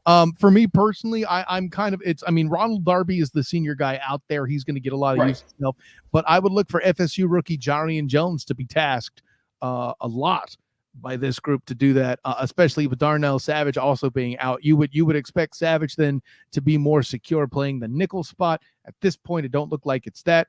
And then the safeties they still have Andre Sisco. And then, of course, I would imagine Antonio Johnson will be the other guy, assuming he clears his injuries. He was only limited, I think, earlier in the week. I don't think he's been on it since Wednesday. So, but the short answer to your question, Pat, is Jarian Jones, the FSU rookie who they just drafted. That's my bet. Right. Okay. I got one for you on ownership. What's the pulse like for the Cons in Jacksonville? So I had a short stint at UNF way back in the day, like almost 20 years ago. Love the landing, love the Jacksonville, that stadium area, and I think that fan base is phenomenal, and they're waiting for a team to jump on board with, right, and really rally behind. But I know the Khans are an interesting family. They have the wrestling stuff going on with his son, and For sure. they're kind of an international, family as well with London and things like that. So what's kind of the pulse of them, and kind of where they've been able to take the team? Because they were on the precipice of being one of the top teams in the NFL, 5 years ago, right? Was that what it was? 6 years ago, something like that? And they've fallen, all the way to the bottom essentially. And then we thought they were building them back up, starting 2-3 years ago, but it's kind of bottomed out. So what's kind of the pulse of the overall on ownership? Yeah, I mean, with that, this is the biggest problem that a lot of people have with ownership is that they've kept Trent Baalke in the building, and Trent Baalke is really the polarizing issue with him at GM, right? And I mentioned going back to the draft. It's going to be ironic I'm mentioning the 2022 draft, but it's a guy that was picked up in that 2022 draft that's going to be involved in some of the prop bets that we'll talk about. More on that later, but that's called a teaser, folks.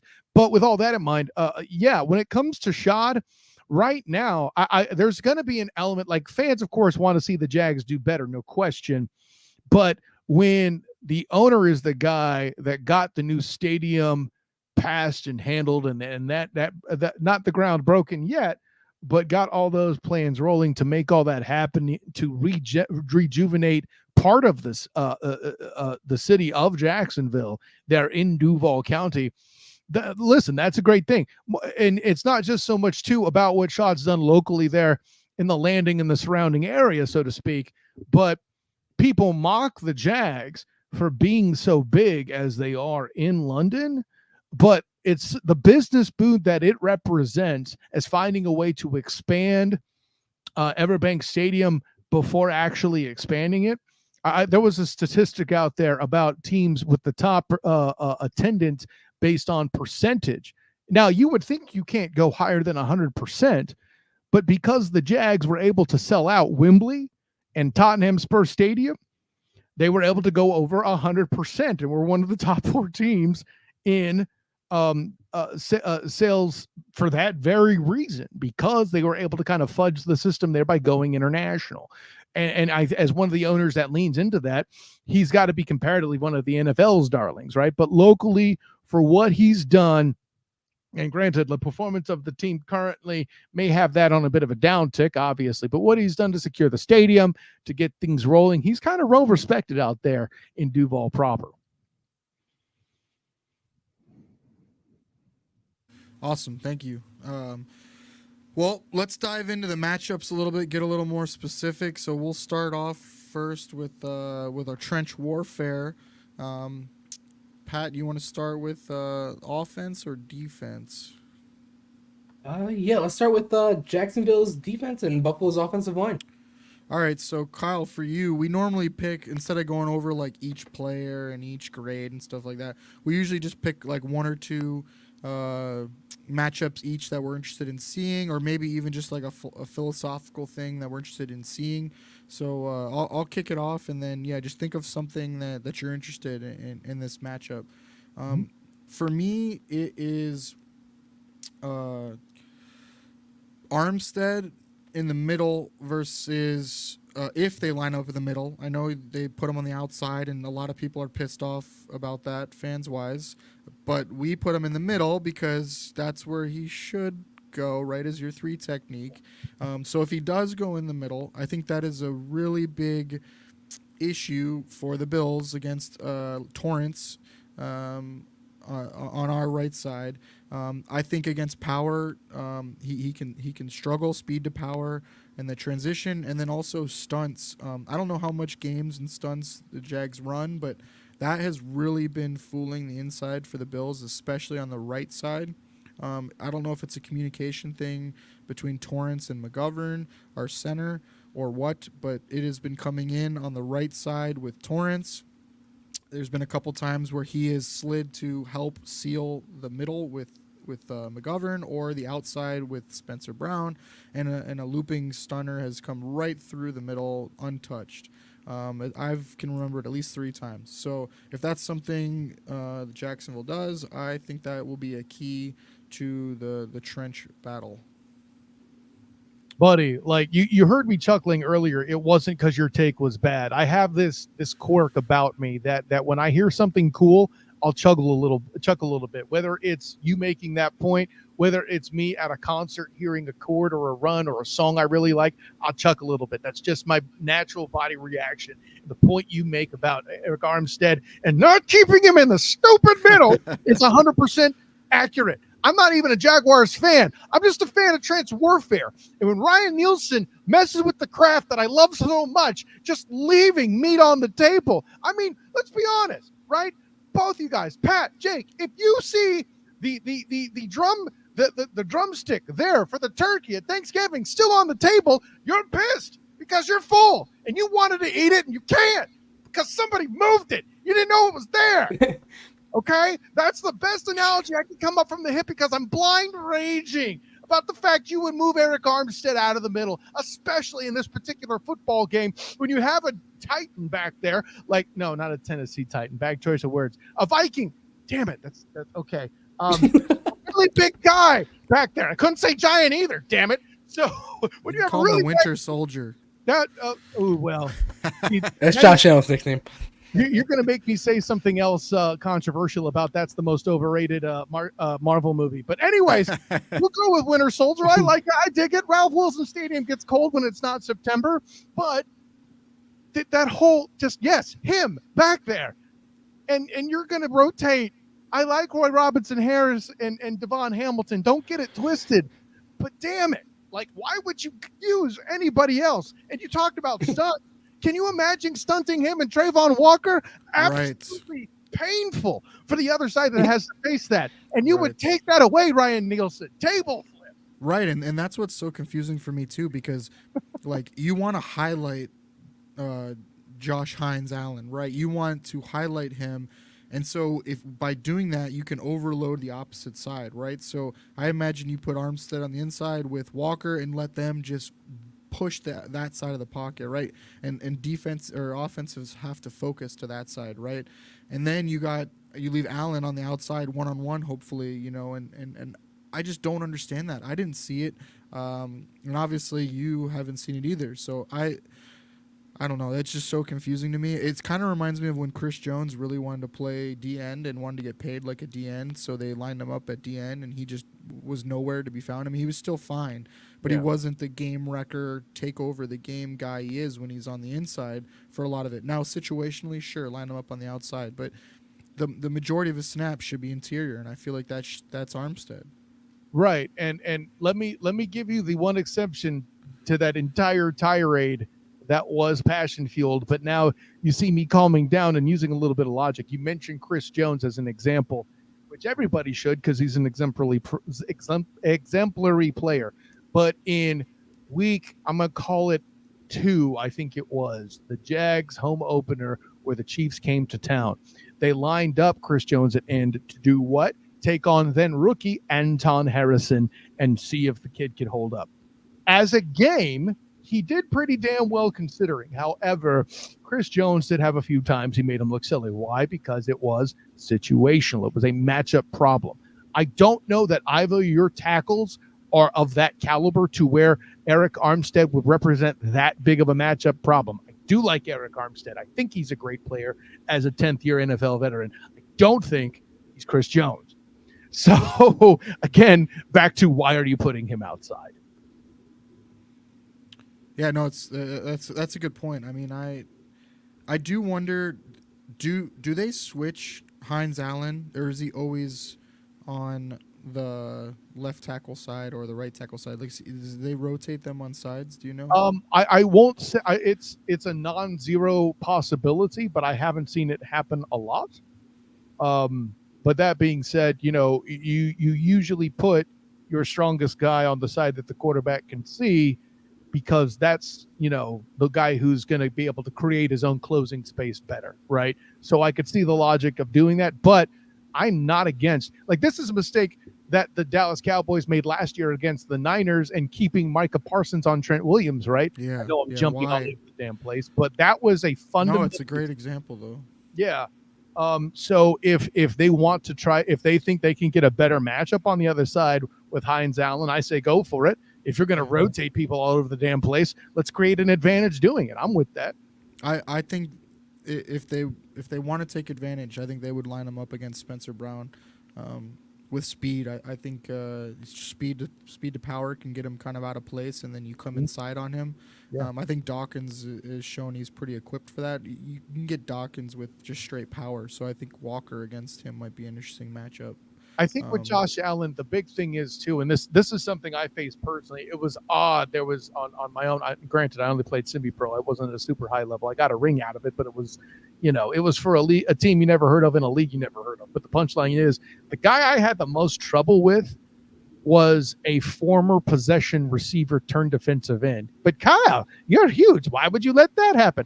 This guy's arms were longer than Michael Phelps. Okay, not literally, but it felt like it. And that's the kind of matchup that Josh Hines Allen represents. He's got long arms on top of being strong. He could keep you supplanted and controlled and then move you off just because he can. Yeah, I think that's where he's a better matchup for Dawkins, because Spencer Brown is a cyborg, dude. He's 6'8", super long arms, but he doesn't deal with the – like because he plays so high, because he's so big, it's hard for him to stay with that speed. So when someone goes speed and then they go with an inside move, it's hard for him to stay with them on that inside move. He's done a lot better anchoring against power. So that's why I'd be interested to see how Hines Allen would do against him with some of that speed and then coming inside on him. Walker ain't slow either. I'm intrigued by that for me. Yeah, it'd be interesting. The tackles for us have played very, very well. Spencer Brown is really come into his own last year. He struggled with a back injury, didn't have an off season.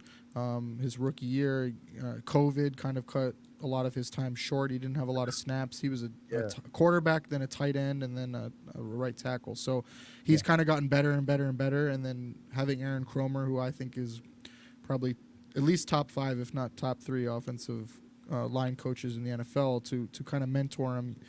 He's really, really taken hold of that. He really excelled last year, and then so far this year he's playing really, really well. And then Deion Dawkins, I think, is one of the premier tackles in football. So both those guys are very athletic, and they've been playing very well. I think where you can get this offensive line, though, is on the interior, especially with communication stuff. So that's my spiel. Pat, did you have anything that you wanted to point out? Yeah. I'm looking at the interior offensive lineman because we saw it in the preseason. We saw some of it, I believe it was week 1 against Arizona, where they were running stunts, and you saw Osiris Torrance get confused several times. Now, I do have a question for you, Kyle. Do the Jaguars run a lot of stunts? And again, I think that's a matchup question. Are they capable of doing it? My answer would be yes. There's a non-zero chance they come out and challenging that. Because listen, Osiris, I liked him a lot coming out of school. He's still a young player. Heck, I wouldn't be angry if he ended up wearing a Jaguar uniform and having him inserted here because of some of the stuff that Brandon Scherf's been doing has not been great. More on that later. But with all that in mind, to confuse a young player, period, at any position is a good strategy, is it not? But that being said, why would I stunt when I can put Eric Armstead against the young man and see what he has to prove? Or even move Trayvon inside and mess with his head a little bit. Yeah, that's a good point. That's a good point. I think straight reps, he's handled himself pretty well. He sets a really good anchor. Some speed can get him, but he's recovered pretty well. I think where he's given up the pressures have been on the actual stunts and not just straight up pass block reps. So his run blocking has been more of the surprise this year, that he's missed some blocks, kind of been out of position a little bit. His timing's been a little off, but he's solid, man. I mean, last year he played every single snap. People were really expecting him to take a big step this year. He hasn't yet, but I wouldn't say he's a liability. He's definitely the weak spot so far on this offensive line, but I think this is arguably a top 5 or better offensive line in football. So if you only have one weak spot, that's pretty good on offensive line. So, yeah, I even hesitate to call Osiris a weak spot. Like you said, he's not a bad player. Right. I don't mean to imply that. That's why I'm trying to intellectually make him confused. And for me, from the Jags' perspective, the moment you change the pursuit from an interior defensive lineman, a defensive tackle, to a defensive end, now Josh Allen's chances, not Josh Hines Allen, Josh Allen, the quarterback's chances of success dramatically decrease, right? Because now you're dealing with a player that has better movement. And listen, Josh Allen himself, I wrote the article back when I was still writing for Jaguars on SI on how Josh Allen called Josh Allen, then Josh Allen, not who's now Josh Hines Allen. Could this get more confusing? But he called him scary is the point, your quarterback. So yeah, that element alone, and I'm not saying that Josh Allen is mentally weak at all. This isn't what I'm saying. But in any scenario where a guy has not only recorded the trifecta of interception, sack, and fumble recovery on you, as well as just being all up in your case again after that in the rematch game, you know he's there. You're thinking about he's there. You're pointing him out on every snap. You're aware he's there. It does something to your head about his presence. That's a good point. I could definitely see them lining him up on the right side just for that. Like, so he is, looking at him and staring at him, in his face. But I will say one thing about our Josh Allen is quarterback Josh Allen. He makes this offensive line right a lot. There's been a couple cases so far this year where those stunts have come through. Free blitzer coming right in his face, and he usually always makes that first guy miss. Where he gets into trouble is where he's trying to run around and trying to get out of the pocket. Exactly. He's run into pressure. He's run into sacks where he could have just stepped up. Now this year I've seen a lot better pocket management from him, where he is not so quick to try to get out of the pocket, and he has stepped up and he's felt the pressure better. So maybe he's trusting his offensive line better since they have, they've been playing better last year and now this year. But I know that was a big talking point in the offseason for him was pocket management and feeling that and trusting them more. So that'll be something interesting in this game. I did have a question, though, with what you know of Ryan Nielsen. Does he like to try to do contain with mobile quarterbacks? So are we going to see the rusher, the pass rushers flying up the field and trying to get after Josh, or are they going to go to a certain depth and kind of stay there and try to keep him in the pocket? And then also on top of that, do you see them kind of trying to employ a spy? I know they're going to run. You guys run the highest amount of man coverage, but you still run some zone. I think like 30-something%, almost 40% of zone. So do you see them employing a spy and then some type of contain rush, or do you think they're just going to try to get after him with 4? Well, containment was the key in the other 2 games, right? To keep Josh Allen with some sort of order, to give Josh Allen an opportunity to sack Josh. Can we not do this? Hines Allen, like the main purpose of the defense that made it work was to dare Josh Allen to pass until Josh Hines Allen got there, and they won both times. Now, granted, in the fourth quarter in that London game, boy howdy did they show up big, and I believe it was a catch by then Gabe Davis of Buffalo. Can we not? This is out of control, guys. But yeah, but seriously, Gabe Davis made some key catches, and then down the field, you end up getting a touchdown and making that game uncomfortable. I think you were even ahead late. I wish I'd looked this game over more before I talked to you about it. But the punchline is the key to that was to contain Josh, dare him to throw and make mistakes. Here's the thing. If the Bills are smart about it and watch the previous 2 games of tape, you're not involving Josh Allen that much, and you're taking Josh Hines Allen out of the game, doing it that way. Make this more about Foye Oluokun versus James Cook. And if you continue to let James Cook, and he comes out here looking more like Gordon Ramsay doing it, then all of a sudden, Hines Allen versus Allen means nothing, right? Yeah, no, you're 100% right, and I wish I myself that I looked over that game a little bit more than what I have. And now I don't know what happened to Jake, but I guess we can move over to the other side, the Bills' defensive line and the Jaguars' offensive line. So, Kyle, what do you see here? Where do you see the advantage for Jacksonville against Buffalo's defensive line? Where do I see the advantage to the Jags offensive line? Maybe on the outside, but Anton Harrison hasn't been performing all that well this year. and then maybe Cam Robinson is able to contain Rousseau, possibly, but that's where it ends, man. I really see Ed Oliver and Daquan Jones just dominating the interior, and the Jags have to find a way to stop that from happening. Okay, Jake, are you back? I am back. Sorry about that. Okay, no, you're okay. Hey, technical things happen, man. I run live streams too. It's all good, brother. It never ends, man. Luckily, it was a quick one. Yeah, I think the interior for sure is going to be a big key to this game. I mean, can Daquan? I think he's played well. Hasn't had the splash plays. He's totally capable of it, especially in the pass rush. And then Ed Oliver. I mean, he's so boomer bust, but this is definitely a matchup where he can take over a game. I think he can abuse Brandon Sheriff. I think Sheriff's very good career, right? I mean, great career, but he's done. I think he's done. I think he's past his prime. No one's gonna argue that.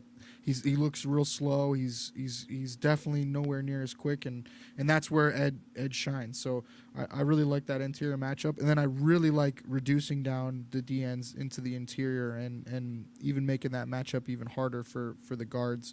A point. And so I really like AJ Epinesa had some phenomenal rushes against the Dolphins. Right. He didn't get the stats, but he's the one who forced Tua into the pick six, and then he also had a really good spin move on the interior on the Von Miller sack late in the game. So I really like him inside, Groot inside. So yeah, I think that would be really, really key matchup here to watch. And then I'm interested to see Morse. I mean, they know him really well. So do they have some keys on him? Do they have some weaknesses they know they want to try to exploit? I think that is something really interesting and brings a dynamic there, because we know Morse is a really smart player, really heady. So that could also work against them too, where maybe Morse knows some tells about those guys on the interior as well that he can help them with. I wonder. I'm sorry. Real quick. Let me get in. Pat. No, you're okay. Yeah. You mentioned a very compelling point about Morse, to where maybe McDermott and company can go 4D chess on this, right? If what you're saying about Ed being boomer bust, but listen, I'm an Ed Oliver stan, and if you want to call bias on it, that's cool. I remember watching this kid in Houston playing against UCF and being just an absolute beast, even as a student. And so I'm a member of the Ed Oliver fan club, but I've also noticed statistically he is boomer bust. There's no question. So if Mitch Morse brings that bit of intelligence, so to speak, to the Jags, and they're going to have him and Ezra Cleveland double Daquan, now that creates a one-on-one between Scherf and Oliver. Suddenly I'm a big Oliver fan if that's what ends up happening. You know what I mean? Yeah, and you have to double Daquan. I think that's something he's shown is you can't leave him solo. I mean, he has just been an animal in this defense, and yeah, we would love for you to try to double Ed. So yeah, I think that's a great point. I mean, no matter which side you put Daquan on, I think if you have Ed solo against Cleveland or solo against Sheriff, you really like that matchup from a Bills perspective.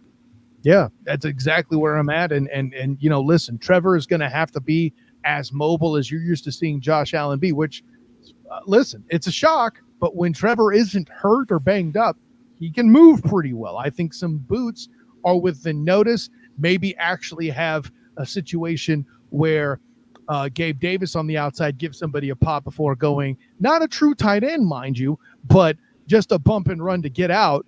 And then that's where, listen, as a Buffalo Bill, 1 in 6 throws.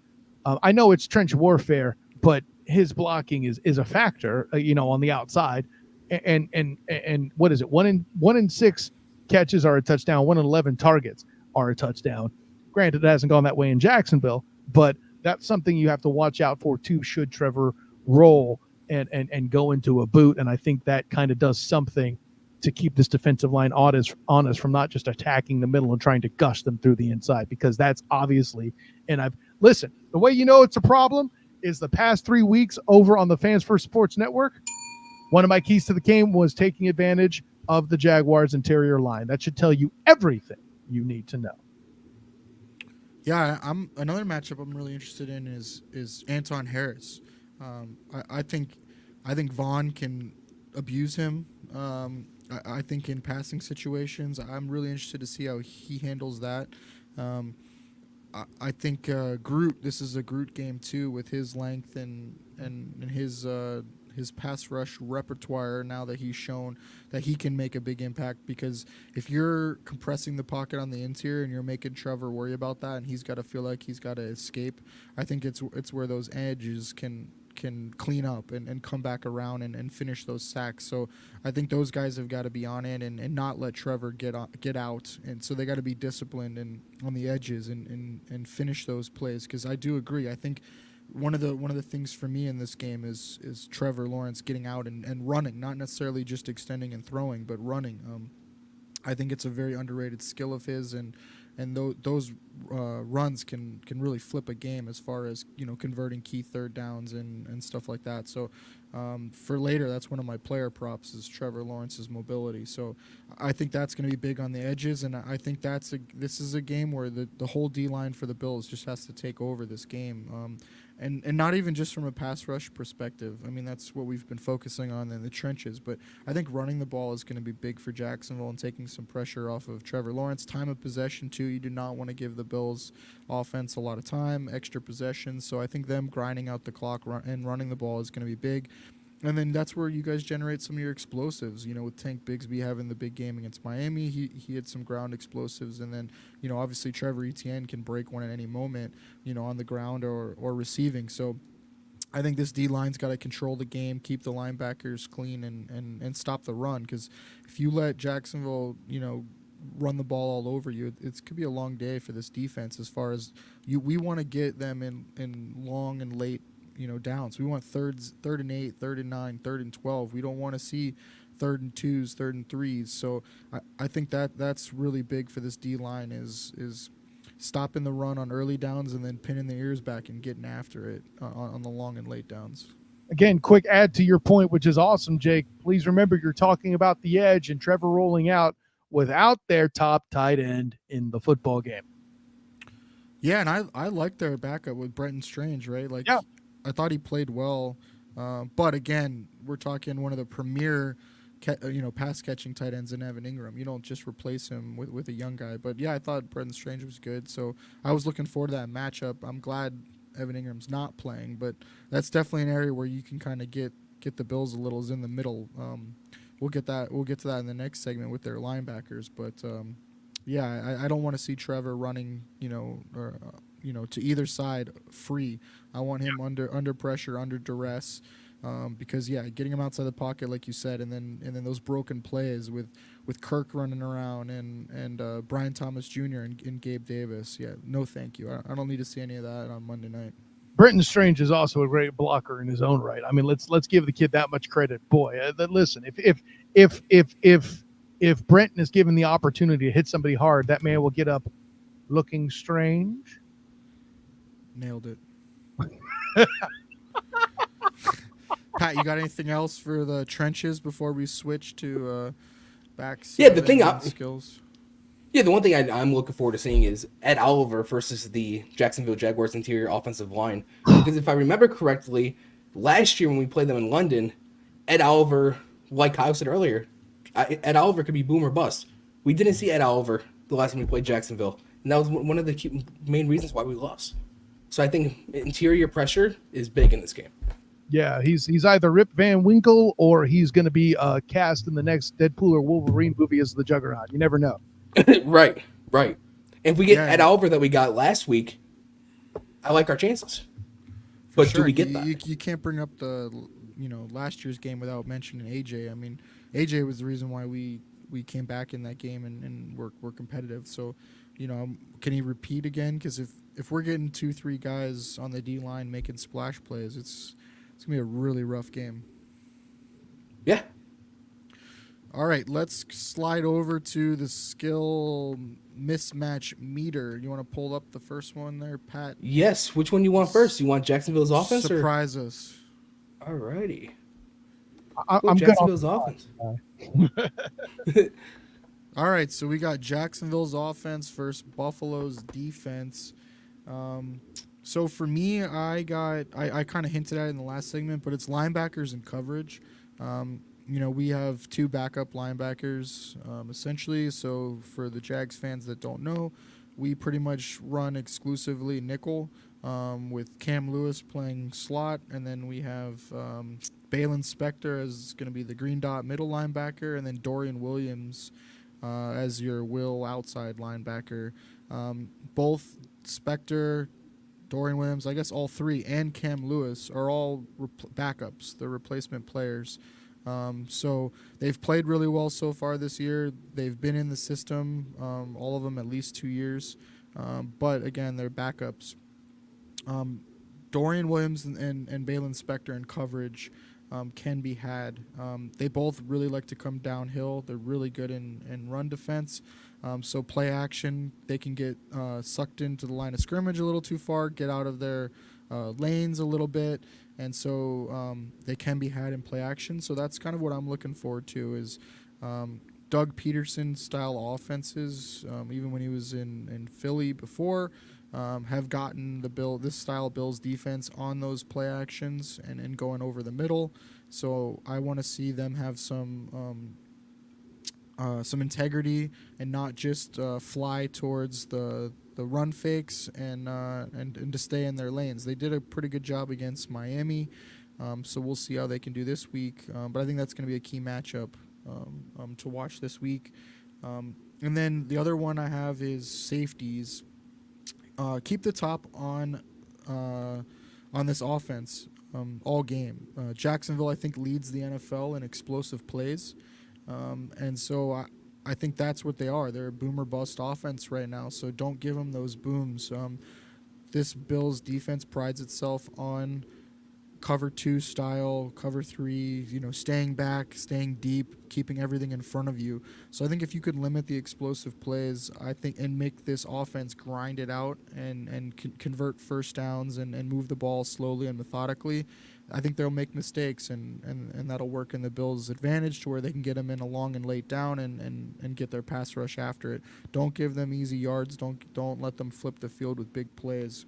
And a long way in doing that is the safeties staying back and especially when Trevor gets out of the pocket and wants to go deep. Yeah, that's what I got. So what do you guys got so far? Jake, you took my answer. I was gonna say Jacksonville's intermediate passing game versus Buffalo's linebackers, especially with Dorian Williams. I don't want to see Dorian Williams over pursuit, which he has done late in the season last year, and he's done it this year. He over pursuits, and I don't want to see him commit on a play action where and leave the middle of the field wide open. Kyle, what do you got? Yeah, no, that's a fine take too. I mean, listen, we mentioned Brenton Strange. By the way, if Brenton Strange managed to ghost the linebackers, would he then be known as a Spectre? Okay, that was a reach. Not everybody knows that ghost and Spectre can be a synonym. Listen, I got the thesaurus out for that one. But listen, we mentioned the tight end for that. By the way, just what about Travis Etienne coming out the backfield on a wheel route or something? That's pretty scary too. And yep. BTJ, Brian Thomas Jr., if you're cool guys, you call him BTJ, just so you know. But BTJ will do enough to force this defense to not attack the box. But then again, if you're dominating up front, you don't need to. You can use the front four and crush, which is again why why Oliver and Daquan Jones are so big up front. But whether or not Oliver and Daquan are running a twist or whatever it is they're doing, sorry, I couldn't resist. The end of the day, it's that check down in the middle of the field is going to be a big problem. I'm taking both your answers because it's the only overwhelming positive. Listen, Christian Kirk has a bunch of drops and is also getting a lot more attention because he's acknowledged by many as the Jags' number one receiver, even though he isn't the deep threat. And Gabe Davis is the one, I believe, actually leading in receptions. Not yardage, mind you, but receptions. So that's all a fascinating thing in and of itself. Douglas will have his day trying to lock that up on downs when they're not going in at full safety, or Kirk, if Kirk's lined up on the outside, he'll have to lock him up. I mean, it's just going to be all about the personnel matchups and where they line up that I think really makes a difference in Jacksonville's offense versus a nickel defense, as you said, that the Bills run typically. Yeah, I mean, the toughest assignment for me is the safeties, though. You're trying to prevent that one lottery ticket play.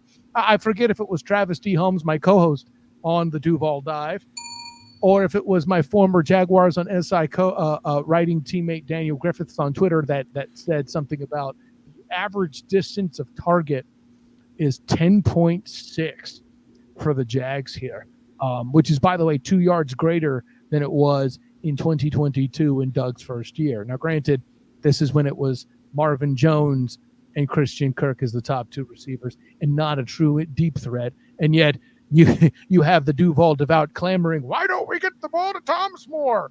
Well, golly jeepers, if you're Trevor Lawrence and you're running for your life, you're not exactly able to spot him downfield every time. So, yeah, listen, as much as I have campaigned hard about how gross it is that Joe Flacco stole the comeback player of the year from a guy that defied death, I do think he has a tough challenge too, among as well as the rest of the safeties, to contain BTJ for the long threat.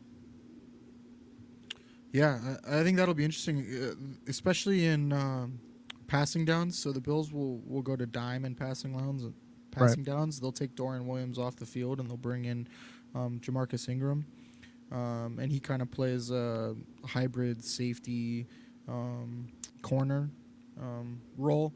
So I think that'll be interesting, what they do in those long and late. But so this Bills defense, really what they want to do is they want to stop the run with as few bodies as possible.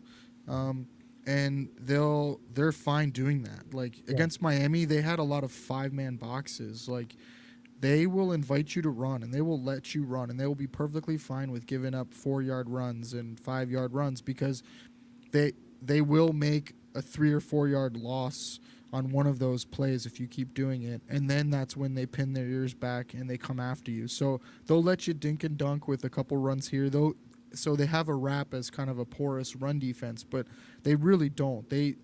That is the premise of their defense is keep everyone back, don't allow big plays, and then just wait until you make a big play on defense with a stop for no gain or negative yardage, and then come after you on second down or third down when you're behind the sticks a little bit. So there is a narrative out there that you can run on this Bills defense. They're 20th in EPA play right now in run defense, but a lot of that is because they allow you to run with their boxes. They are okay with that. They will stay in nickel. They will let you run. But they tackle and they swarm to the ball and they'll just let you get those little runs. So I'm interested to see if you guys can get ETN in space, break off any big runs, and then Bigsby too, right? I think that power dynamic is a little different, right? If he can break some tackles. Traditionally, this Bills defense has not been a good tackling team. They've been better this year, especially week 2 against Miami. They were really good tackling. So I think that'll be a key to this game. Part of that is they were gang tackling. They were flying to the ball with a lot more speed. This is probably the fastest Bills defense that they've had in a long time as well. That's part of getting younger. So I'm really interested in that as far as can they, get penetration and can they get ETN and Bigsby down for losses or negative plays in the run game, which then allows them to do what they want to do, which is they want to defend the pass. They've, under Sean McDermott, it's been one of the best pass defenses in football, and it's because of they don't allow big plays. Everything stays in front of them, and then they come up and tackle. So I'm really interested in that because if the Jaguars can get the ground game going and ETN going and Bigsby going, that is not what the Bills want to see. They do not want to have to go in base and bring a third linebacker in and have to really commit bodies in the box to stop the run. So we haven't seen someone be able to get them out of that. Even week 1, a lot of the rushing was Kyler. James Conner really didn't have, he had some volume, but nothing crazy. And then against Miami, they did a really good job. I think Achane had like 22 carries for like 80 yards or something, but it was a lot of volume again. Like they'll let you average 4 yards a carry. They're perfectly fine with that. In a long run of like 12, they're fine with that. So I'm really interested. Can Jacksonville kind of change that a little bit and get some explosives on the ground? Because I think it's going to be tough getting them in the air. The Bills really do not want to give up any explosives in the air. They're very, very stingy. Yeah, no, those are all fine takes. I would even add this: like the defense has kind of an element of Jules from Pulp Fiction. You know, I dare you, I double dare you, Mamma Jamma, run the ball one more time. Like that. That's kind of what I feel like with the defense. The part that makes it tricky is and I throw this with no disrespect to the Bills. You just got to play who's in front of you. But if I've convicted many of a Patriots team for winning an easy division outing in the day with Belichick and Brady, I have to call it out here. I have 2 games to look at, and it was against a Cardinals team who we still don't know what it is, and it was a completely demoralized Dolphins team where you knocked out 2 on a short week. By the way, I had you guys winning that game preseason following that Jags game simply because they would still be recovering from the battle they're in. I definitely didn't have Tua out in week 2 on the bingo card. That all being said, I don't know enough yet about this Bills team because you've played 2 completely different styles of offense in the first 2 weeks. So it's hard for me to really read on that. But a lot of what you say holds. All we have here to really work with is paper, which is why I get really worried about the defensive tackles and what they do. But who knows? If somebody over pursues and the Jags get a big play out of it, that could change everything. Or it could just be enough to allow the Jags to get into the red zone, only to make another mistake and give you the dang ball back anyway. So that's a great point. The Jaguars are 29th in red zone efficiency. I mean, I think that's going to be big in this game. Can they score some touchdowns when they get in the red zone? That's kind of been a bugaboo for the Bills defense last year, that the red zone defense just wasn't good enough. Neither was third down defense. It's been better this year, but yeah, you got to score touchdowns in the red zone, right? Like 29th is just not good enough. Yeah. I would venture to say it's bad. Right. How's the Jags' run defense been? Because I see that they're 11th in rush EPA per play. Yeah, that was kind of surprising. But what's been your impression? And that's what's so tough and frustrating to try to analyze this group is when you got a defensive coordinator that's rotating things like it's a door in a big office building in New York. You have no idea what to make. It depends on who's on the field from one down to another. Like, for example, I like Yasir Abdullah. I don't think he should be taking Foye Oluokun off the field. That's nuts, right? But nonetheless, with Ryan Nielsen, that's what happened. And under no circumstances, unless he's hurt, should you have Foye Oluokun off the field. And yet, when the big plays, if you just look at the Browns play, their biggest play was Abdullah was the guy who was on the field with the other linebackers, with Devin Lloyd and this group, and Chad Muma. And Foye Oluokun's nowhere to be found on the field. That's straight dumb, okay? For guys, you pay them all this cash for a reason, and normally I'm not like, you paid all this money, you get this result. No, this isn't that. All these money was paid to these players, and then you don't use the tools properly. I pay $500 for a drill, and then I'm going to use it as a hammer. What in the entire hell are we doing, right? So that's the element of it that really makes that question hard to answer. But at the end of the day, I would also answer it by saying that favors the Bills. So, has any Jacksonville media asked Nielsen about his rotations? Because I totally understand, like, especially early on in the season, as far as like trying to keep guys fresh, cycling them in. But I don't know teams that take their like middle linebacker off the field, like, and then their best, pass rusher Hines is only playing like 70% of the snaps or something like that. Like, it just seems weird. And then, like you said, even in key situations, they're still rotating their guys around. And their safeties too. They rotate their safeties as well. Like, yeah, have they asked him about that and like why or anything? Well, I don't know. I don't know, honestly, if they've asked. If they have, I wouldn't blame them. Who knows? Maybe I can get a hold of my friend Jamal St. Cyr from News 4 Jax to get in there with that one. But I would say if they haven't, it's good to ask. If they have, I haven't seen it yet. But what I can tell you is that this is his MO. He's been doing it since his days back in Atlanta. The reason why Ryan Nielsen was brought in is because he's aggressive and he's trying to attack the football and the backfield, right? And you have noticed that more with the Jags defenses. They're punching at the ball more and doing all that. it hasn't, that I've seen, created a devastating mistake yet. And maybe, like I said, maybe the Jacksonville media has asked that and I just missed it. That's perfectly plausible. This is what happens when you're in Orlando and not Jacksonville, But I would be curious if they have. I would be curious to have seen his answer to that question. All right. Pat, you got anything? No, that's all I got for that side of the football. All right. Switch it up to the other side. So Bills offense versus Jags defense. We've kind of already touched on some of it. My question, though, for this is, how much does Nielsen like to blitz? It being aggressive, you're going to see it some, obviously. I feel like there was a lot in the Miami game where he was trying to get pressure with the front four. But then again, when you have Tyreek Hill and Jalen Waddle, that is an anomaly. So the only real information I can give you is he's going to base that on what he's facing in front of him. If it's me, I'm not trying to necessarily blitz Josh Allen as I am trying to contain him, dare him to throw the ball, so to speak, in a situation where there's a mistake. And if you truly believe that he can't make up for Stephon Diggs in the aggregate, you're going to try to stop the run and, again, use that same Jules from Pulp Fiction attitude toward making him throw the football.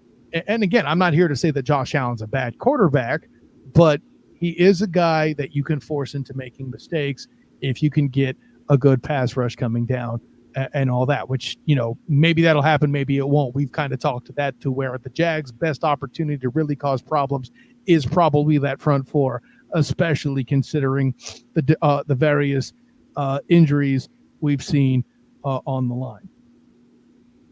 Yeah, I think that's my big thing for this segment, as far as is Bills' weapons versus man coverage and press man coverage. Can they get off the ball? Can they, beat the man opposite them and win their one-on-one matchups?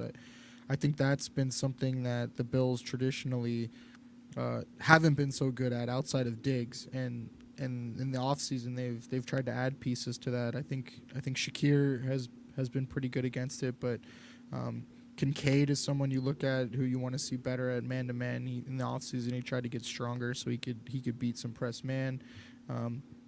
You like Cook out of the backfield, to beat linebackers against him. But on the outside, who can win? They brought Curtis Samuel in because he can beat man coverage, and I think to start this season, he's been slowed. He had a turf toe, maybe first week preseason.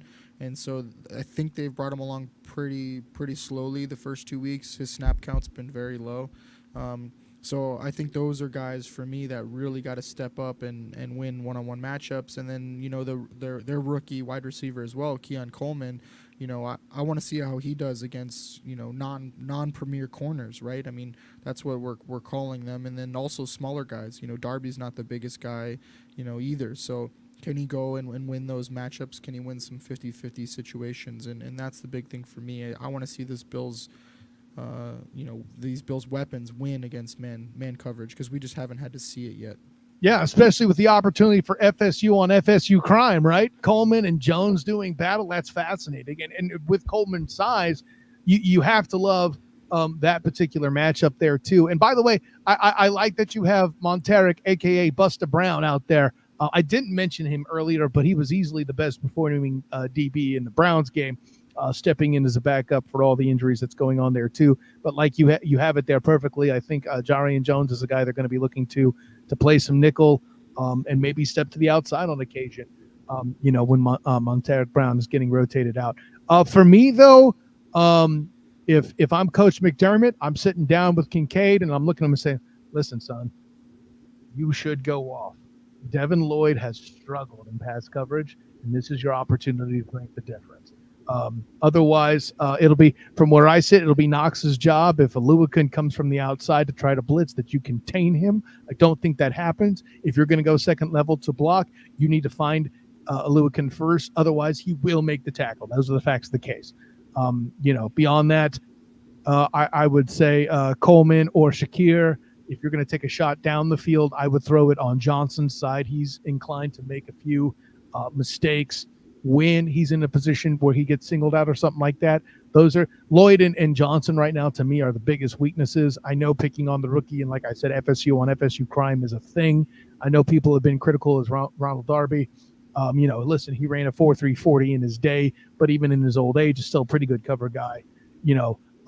It's one of those where I wouldn't feel comfortable putting Darby on Diggs, but I do feel comfortable with him covering this particular group of receivers for the Bills. But it's funny. I feel like McDermott has to kind of run a Doug Peterson style of offense to be successful with this group and just pencil whip guys open, overload zones, right? If they're going to run a zone, you overload a particular side and let Josh pick the guy that's open when you throw.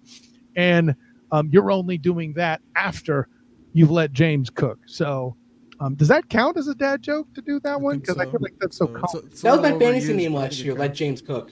So anyways, but I think those are great points. That last one especially, because I think that's something that I've really liked out of Brady so far as being the OC, is he will solo or single out those mismatches. That is what he wants. He wants to find the mismatch, the weaknesses, and attack them, and he will spam them until you fix them. And if you don't, he's perfectly fine just running the same exact play over and over again. He's done it multiple times. Last week against Miami, he ran the same play twice in a row to the same side. So I think that is something I'm interested in, is getting Cook in space, getting Ray Davis in space, Ty Johnson, the running backs. They really like getting them out in space. They all can catch the ball. They all can run routes, much like ETN. You can split them out wide, and they are mismatches. You'll see motion. They will use motion pre-snap. They don't do a lot of motion at the snap. It's pre-snap, and a lot of that is to figure out the coverage, give Josh a little heads up on what he's going to be looking at. Right. When Josh knows the coverage, he is exponentially better. He is very cerebral. He doesn't get enough credit for that. He is very good at diagnosing what the defense is trying to do. Agree. So they will do pre-snap motion to ID the coverage. They really like going after man coverage with like mesh routes and rub routes. So you will see that, and they will do motion to switch guys onto people they like.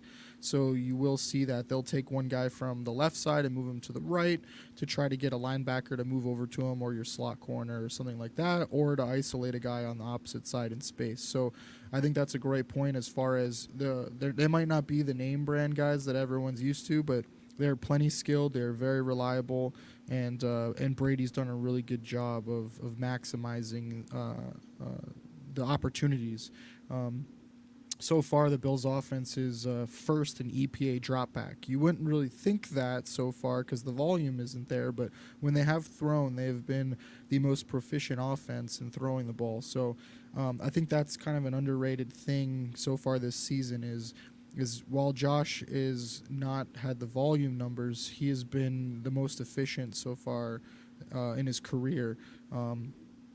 And so I'm looking for that to continue against a guy, like you said, Hines Allen, who's kind of had his number. So, yeah, Pat, you got anything else for? Yeah, I do. And my point kind of piggybacks with what you said with the receivers against man coverage. That's kind of what I'm looking at, because Jacksonville does run the most man coverage so far this year in the NFL, and they have the highest success rate while doing it. But at the same time, Josh Allen is the best rated quarterback against man coverage this year as well. So I want to see what side wins that battle.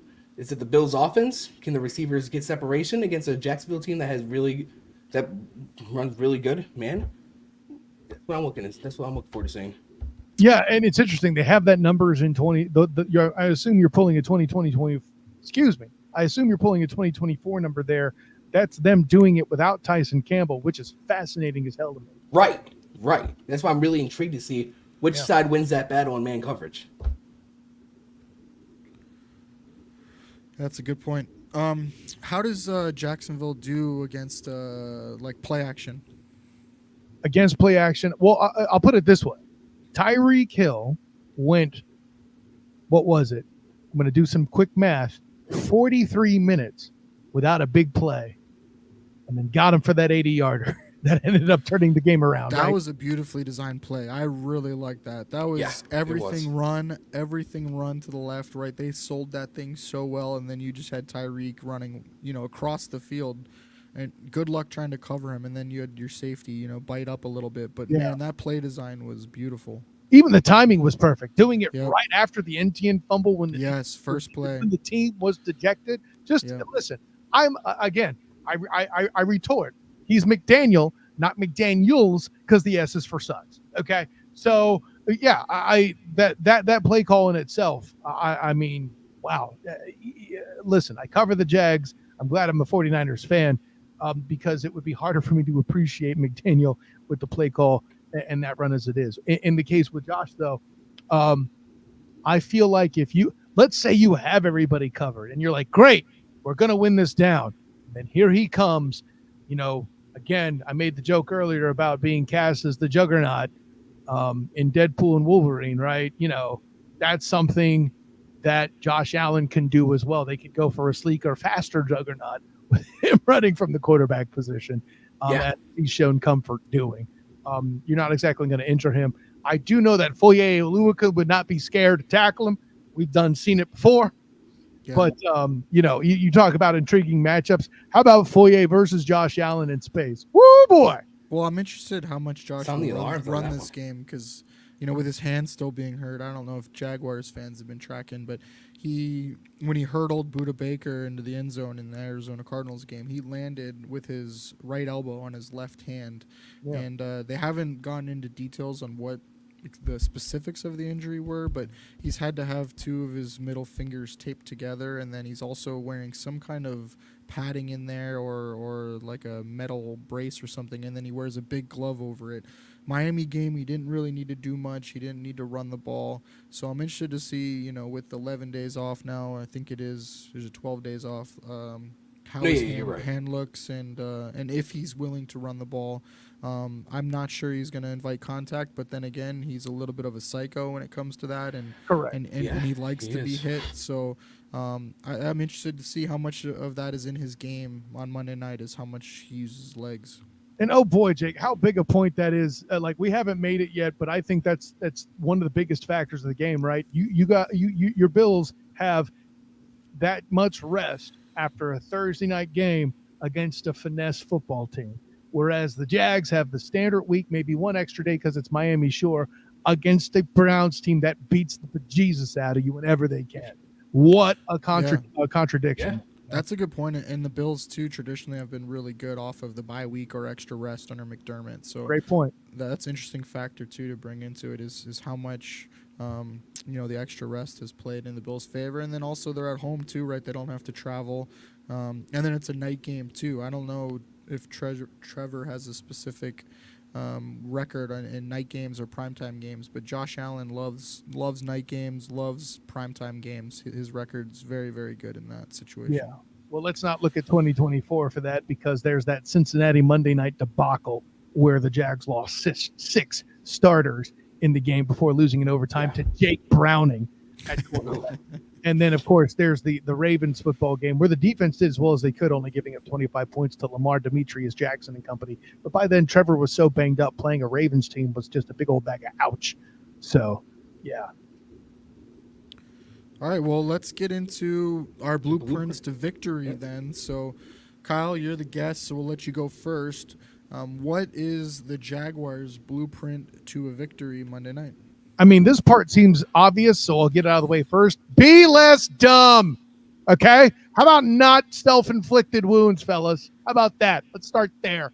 Let's not cancel touchdowns on the board with boneheaded plays. Let's not need two timeouts in the red zone only to come away with 3 points. I think that, of course, seems to be the hugest one and the biggest obvious thing to point out among this. The whole reason why we're talking about Doug Peterson on the hot seat anyway are those factors, and those always come back to coaching. Even the coach himself has said as much. I would also add in BTJ. What does he do against this group? Do the Jags hit it big in the lottery, get another 66-yard ball, for example, from BTJ to set them up to score? Does he get another big touchdown? Does he get a hold a DPI down the field where they can finish with NTN, kind of like he did against former Jaguar Jalen Ramsey in week 1. Yeah, that doesn't get old. I don't care who you are. Those are the kind of things that the Jags are looking for, to be able to be efficient for shorter stuff. Let's get out of the 10.6 per attempt range there. Let's get Brenton Strange involved. Let's see some stuff where Gabe Davis raises hell on his old team maybe, and kind of moves the ball conservatively, efficiently, and then bam, hit him for that play action, get that big touchdown. That's the way I think the Jags win. And anything you could do to try to neutralize Oliver and Daquan, or Ed Oliver and Daquan Jones. See, I keep saying Oliver like it's his first name, and that's not true. Ed Oliver and Daquan Jones, anything you do to neutralize them is huge. Just, I don't want to say winning, but containing that matchup is going to be absolutely key for the Jags to even get off the ground to do any of the things I talk about. So yeah, long of the short, don't be dumb, protect the inside again. And, let's concentrate as the Jags. You're looking for them to concentrate on Brenton Strange, Gabe Davis, and a little bit of Etienne out of the backfield in the passing game to then set up BTJ for the big boom. Awesome. Pat, you want to I'll take defense first? You want to go defense? Take defense. All right. Yeah, my three blueprint to victory are, the first one being consistent pressure from the interior defensive line. We spoke on it earlier, especially with having 2 backup linebackers in. The faster you can get to the quarterback, you're going to help out those linebackers. My second one being get off the field on third down. Don't let Trevor Lawrence and company stay on the field. Don't let them continue to chew the time of possession. And my third one being stop the run and keep eyes on Etienne. We saw it last year in London. Etienne in the second half especially really took over. You had to have eyes on Etienne at all times. Awesome. Yeah, mine went for defense was just limit explosive plays, right? Don't give them chunk plays. Right. That's what they live on. So if you can limit that and make them grind out drives, I think that's huge. All right, my blueprint to a Bills victory on offense is I want to see some play action. I want to see some more motion against man coverage. I want to see the rub routes, get into advantageous matchups, and help Josh with some easy throws, quick throws. Force the Jags to tackle, especially with backups in. So get weapons in space and let them run after the catch. Shakir, Kincaid. I want to see those guys in space. And then my other one was use the 12th or 12 personnel and then 6th O linemen with Alec Anderson coming in. They've been doing a really good job with the jumbo package and getting explosive runs out of it. I want to see some more of that with some duo and some power, a little less zone. And then I want them to throw off those looks. So I want to see them, bring the jumbo 6 linemen in and then run play action off that. Josh Allen under center, I think the Bills have run I think they're like 95% run rate or something when Josh Allen's under center. Yeah. Brady is really big on tendencies. He really likes showing tendencies and then breaking them. And so far this season, he's shown a lot of tendencies at really high rips, first down run rates at 70%, which is just crazy. Second down pass rate, any second and long, he's passing. And then in Josh Allen under center, the Bills are running the ball. Watch them change those tendencies now that they've shown them. And I think that'll be a key to big plays, especially with backups in. And the Jaguars defense, like you said, Kyle, who has been rotating guys in, and there's been miscommunication and broken plays because of that. So let's exploit that and break some tendencies this game. Yeah, I would wonder if he's capturing who's coming in, when, and what downs, and that sort of thing there too, Brady. So that's a great one as well.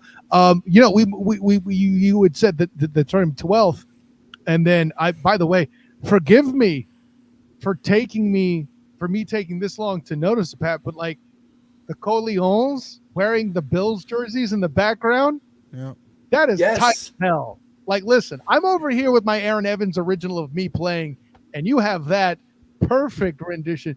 You demonstrated Bills Mafia better than anybody I could have possibly imagined, and you are special. So if you like the artwork, Pat, why don't you tell them where people can find it? Yes, it's one of our network sponsors, Sons of Erie. They have some awesome apparel and artwork just like that. Some other ones, some pieces, other ones look just like that. Yeah, their website's www.sonsoferie.com. I love that painting. Well, hey, listen, if Nice you want me plug, to do Kyle. That if was you nice. if you want me to do a read in the Corleone voice, let's talk off air. Nice. Yeah, we'll have to record an ad for Sons of Erie with the voice. Oh yeah, that'd be awesome. All right, let's do some player props. Network sponsor BetUS. Don't forget to use @code DO to get 125% back in bonus bets on your first 3 deposits. So I'll go first. You gotta do a ding for the sponsors, boys. Come on now. Do a little beep for us, little bell. So I got T Law, as I like to call him. I got him over 16.5 rushing yards. I think honestly that could be one scramble. I don't know why it's so low, but I could totally see him getting out, getting loose once or twice, and pretty easily getting over 16.5. Kyle, what have you seen from him using his legs this year? First of all, let me lead with this. What a take. That's a good take right there. Because here's the thing. You used to be able to set your watch to it that Trevor was good for 1 first down per game, and it would be like 11 or 12 yards. And then he took off for a 33-yarder against Cleveland, right? That's why the number is so weird. They're looking for you. And by the way, 16.5, based on what I just said, fantastic number. Trevor's not looking to run, but he can, right? And that's I think that's what's been ingrained in him from Coach Peterson. That being said, with what we've talked about with the interior breaking down and this team being desperate to avoid 0-3, don't be surprised if Trevor hits that 17th yard to give you the win. I love it. Awesome. All right, well, I'll toss it to you then. You got one for the people? Well, listen, this one I'm coming out with is a little bit strange. I got Breton. I have no idea if he has a prop set for him, but if it's over or under 2 or 3 catches, take it. This is going to be one of those where Trevor's going to be in trouble. T will have to lay down the law and check it down to a guy. And listen, he nearly had a shot at a game-winning miracle catch. He just couldn't quite get there in time, against the Browns. But look for Bretton Strange to get his. If the over-under in yards is, let's say 40, I would take that. I don't know what the actual prop bet is out there, but Strange is a guy you're going to want to think about when you're placing it with BetUS. And Nice mine one. are Go ahead, my Pat. first one being Josh Allen over 1.5 passing touchdowns. And then my second one being James Cook over 18.5 receiving yards. Oh, I love that Like 18 and that. a half one. Yeah, that's low. Yeah. That seems low. Yeah, that's All right, really I got low. a- Considering I he got had a like 30 bonus last one. week. What'd you say, Pat? And considering he had like 30 last week, or whatever he had last week. for me, it's less that and more the matchup. Somebody's Yeah. going to sleep on Devin Lloyd and the ability for him to be got, him or Chad Muma. Awesome, I like that. I got Bills pass catchers. All of their receptions are low. So I got Keon over 2.5 is something I would look at. Shakir over 3.5 and Kincaid over 3.5. I think somebody on this Bills offense is going to get 4 to 5 catches at least, and I wouldn't be surprised if it's at least 2 of those 3 guys. So I think those are pretty low bars, pretty low numbers. And then I got a bonus one. For some reason, I think this could be like a Curtis Samuel game, and he could have some type of impact with some kind of misdirection or motion again, like he did in Miami. But they might actually use him. So I have a Curtis Samuel first touchdown of plus 1,900.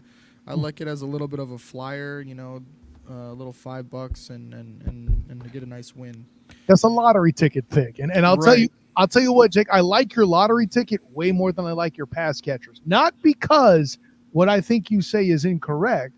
I would just play hell picking the right guy to place the money on. And Grant, I think at least 2 of those guys are going to go over that number because they want to get the ball to them early, I think. And they're going to run tunnel screens and stuff, especially like man coverage when you can get them kind of crossed up. So I wouldn't be surprised if maybe their yardage totals aren't very high, but they're getting receptions. So if you're in a place where you're looking to hedge some bets, that's the place. Yeah, for sure. All right, let's do prediction time. Pat, you want to go first? Yeah, I'll go first. I do have Buffalo winning this game 31-24. I think this is a game where the receivers do show out a little bit, and especially with the rookie, I do expect Khalil Shakir to be able to take advantage of the rookie corner on the opposite side of him. What about a rebuttal from you, Kyle? Man, listen, this is, by the way, Shakir's scary. You expect me to disagree with that? You're just looking at the wrong guy. What makes this game so hard for me to pick is it could either go and be a really close game, as was described, or it could be a complete blowout because Oliver and Daquan just took the damn game over from moment one, and it's something that looks like, Peyton Manning and the Broncos against the Seahawks in that one Super Bowl. It just completely exploded, that kind of a thing. But that being said, I forget exactly what I said on Wednesday on the Duval Dive, but I had a very similar score. I think I had a 30. I had something weird because there's going to be field goals involved. I have a 24. I have a 31 myself. I think I picked the Jags to win that game. I'll stay here with that simply because I do think Josh Allen is forced into a mistake. I do think that scary Josh Hines Allen on the other side forces him into some trouble. I think that's in his head. If the Bills do win, which I'm obviously not going to rule out, I really do think this will be a close football game overall. Like I said, I mentioned the possibility of it getting out of control, but who really wants that? But at day's end, I feel like if the Bills win, it will be the situation where Josh Allen sets the fire in the orphanage, but then pulls the fire alarm to save all the children at the end. Nice with the analogies, keeping it strong. I think it's interesting with the Josh, versus Josh thing, because typically Josh Allen, he was voted the best trash talking or most trash talking quarterback. He likes that. He feeds off that. I think if anything, he's looking forward to this game to try to write that narrative as far as the other Josh Allen having his number. He really likes when guys think that he's bad or that they have his number. Not that Josh Hines Allen has said anything like that, right? I'm not saying that, but he has gotten the better of Josh in their matchups. And so I actually kind of think the opposite. I think he likes that and wants to right those wrongs. And so I'd be interested to see how Josh fares this game, because I do think he tracks those narratives. He does know that. He does pay attention. And so I think he usually likes to make a statement, especially on a night game, Monday Night Football in front of everybody. I think he would love to change that narrative. So I do have the Bills winning a close one. I think it's Jacksonville, right? It's just a weird matchup. You heard Ed this week calling it weird like 35 million times in his press conference. Let's keep the word weird from 8 times in a sentence happening on the show. Right. And I don't know, as a Bills fan, we don't know how else to describe it, because there isn't really anything to describe it. It's just weird. And so it really is.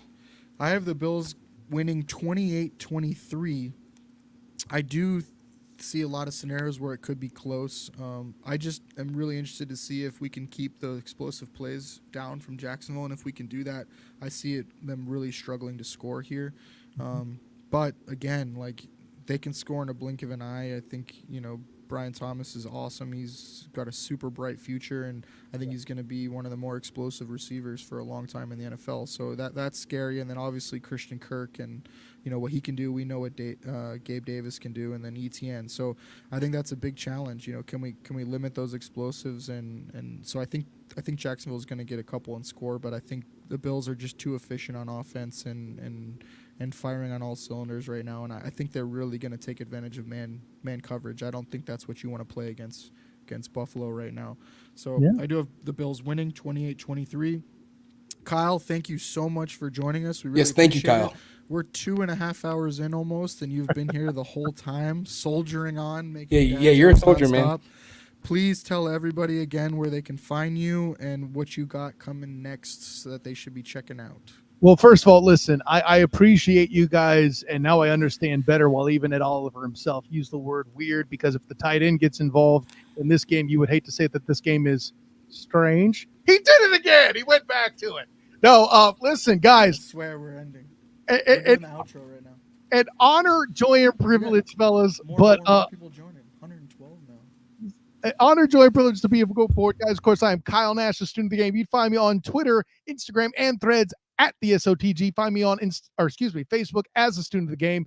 Check out my writings with Fans First Sports Network to cover the stuff I have here for the Jacksonville Jaguars. You can still find my keys to the game there. Make sure you check that out. We didn't hit all of those here, but we certainly hit most of them. So make sure you hit that as well. And of course, after the game, I'm going to put out not only the good, the bad, and the spotty on Fast Sports Network Jaguars page there, but also I will have my live show with my man, Travis D. Holmes of of Big Cat Country with an instant reaction. And listen, if you'd rather listen to these guys, go ahead and do that. They're great. Just check us out after, even if you have to go to the podcast, which is provided also, the Duval Dive. Just make sure you check that out on all your podcast catchers in association with the Fans First Sports Network. And hey, if you like college football, we talked earlier about how I cover UCF football with the Black and Gold Banneret and also the Night Shift podcast powered by the Black and Gold Banneret. Not sure how many people are worried about coverage of the Orlando Magic, but I have that coming too, as well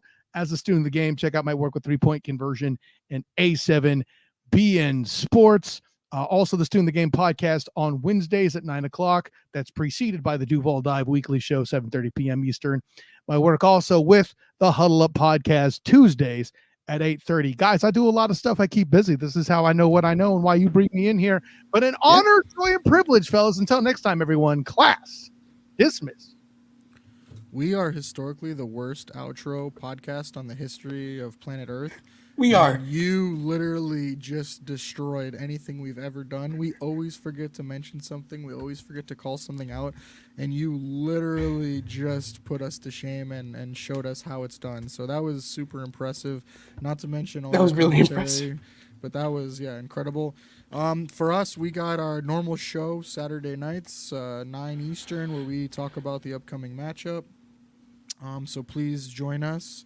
And then I'd like to thank our new sponsor, Mackenzie Farms and Happy Holiday Farms, for joining us. We really appreciate it. For a show sponsor, BetUS as well. And then also we'll have our typical post-game show on Do Champions Network, where you can catch it after the game live. Pat, what do you have? Some shirts? Yes, and make sure you use code DO when you with BetUS, and make sure you check out the post-podium podcast every Monday and Friday, and then the place at the table where Matt and some of his special guests will be at Ilio DePaulo's after every Bills home game that kicks off at 1 o'clock. Well, thanks again, Pat. Thanks again, Kyle. Really appreciate it. Everyone, have a great night. Go Bills. Go Bills. Good to be seen. Good to be seen. Shout it right now, baby.